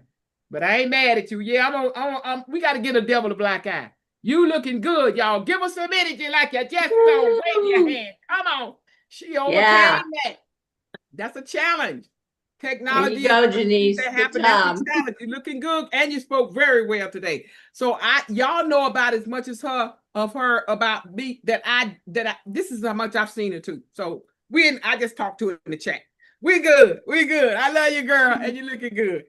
Okay, I think I shut up now. Margaret, home run. Thank you so much. Lise, Thank you. I'm Thank looking you. forward to talking to you, Lise. You might as well go ahead and claim your speaking opportunity because you're here in Atlanta. Yeah, thank you so much. Don't I say will yes to be the Lord. I will be in Atlanta, and like Jasmine say, we can't wait to come touch you, feel you, pinch you to see if you're real. I'm looking forward to it. And I look forward to seeing all of you. And thank you so much for being at this event. It couldn't have done without God's amazing and wonderful grace and sharing of the stories, which was from the depths of our hearts. And thank you. It was truthful, it was open, it was honest, and we give all God the glory. And thank you so much, ladies. I don't know what happened to the gentlemen, but thank you so much. Truly appreciate you all. And I look forward to seeing you and also attend some of your event. God bless. Love you lots. Thank you. Bye, everybody. Awesome. Bye, everyone. Thank you. Oh, y'all look so good. Look at everybody. Wave your hand. Y'all take a snapshot, Jazz. One more time. I need another one. Oh, wait. We gotta need another one. One more. And now we don't have a full, but it's okay. The wave in the hand is what I need. Go ahead. Everybody. Jazz, you gotta wave yours too. One of them at least. I got it. I got it. I got it. Okay, yeah. So we can't help that at the bottom. Okay, good job. You guys look great. We got content in the chat. If you want to hear a little bit about what you did before we send the replay out, you can we take snapshots. It's in the chat. Y'all visit the chat. And thank y'all again for coming. I love you, Margaret. I love everybody. Gail, Grace, all of y'all. Dr. Luana, Sandra, Michelle, Desmond. Oh God, Lorraine, I enjoyed chatting with you today. Oh my goodness, at least. And y'all just have a wonderful, wonderful day. I'm going to celebrate me today because we hit another home run event. And what I normally do is I go to the crab house and I get me some lobster and some crab legs and some boiled shrimp. I'm good, y'all. I'm gonna change my clothes and I'm gonna treat myself because Michelle told me I deserve it. Whoop, whoop, that is. Amen. Amen. Thank you. Thanks, God bless everybody. everyone. God bless. Bye-bye. Love you all.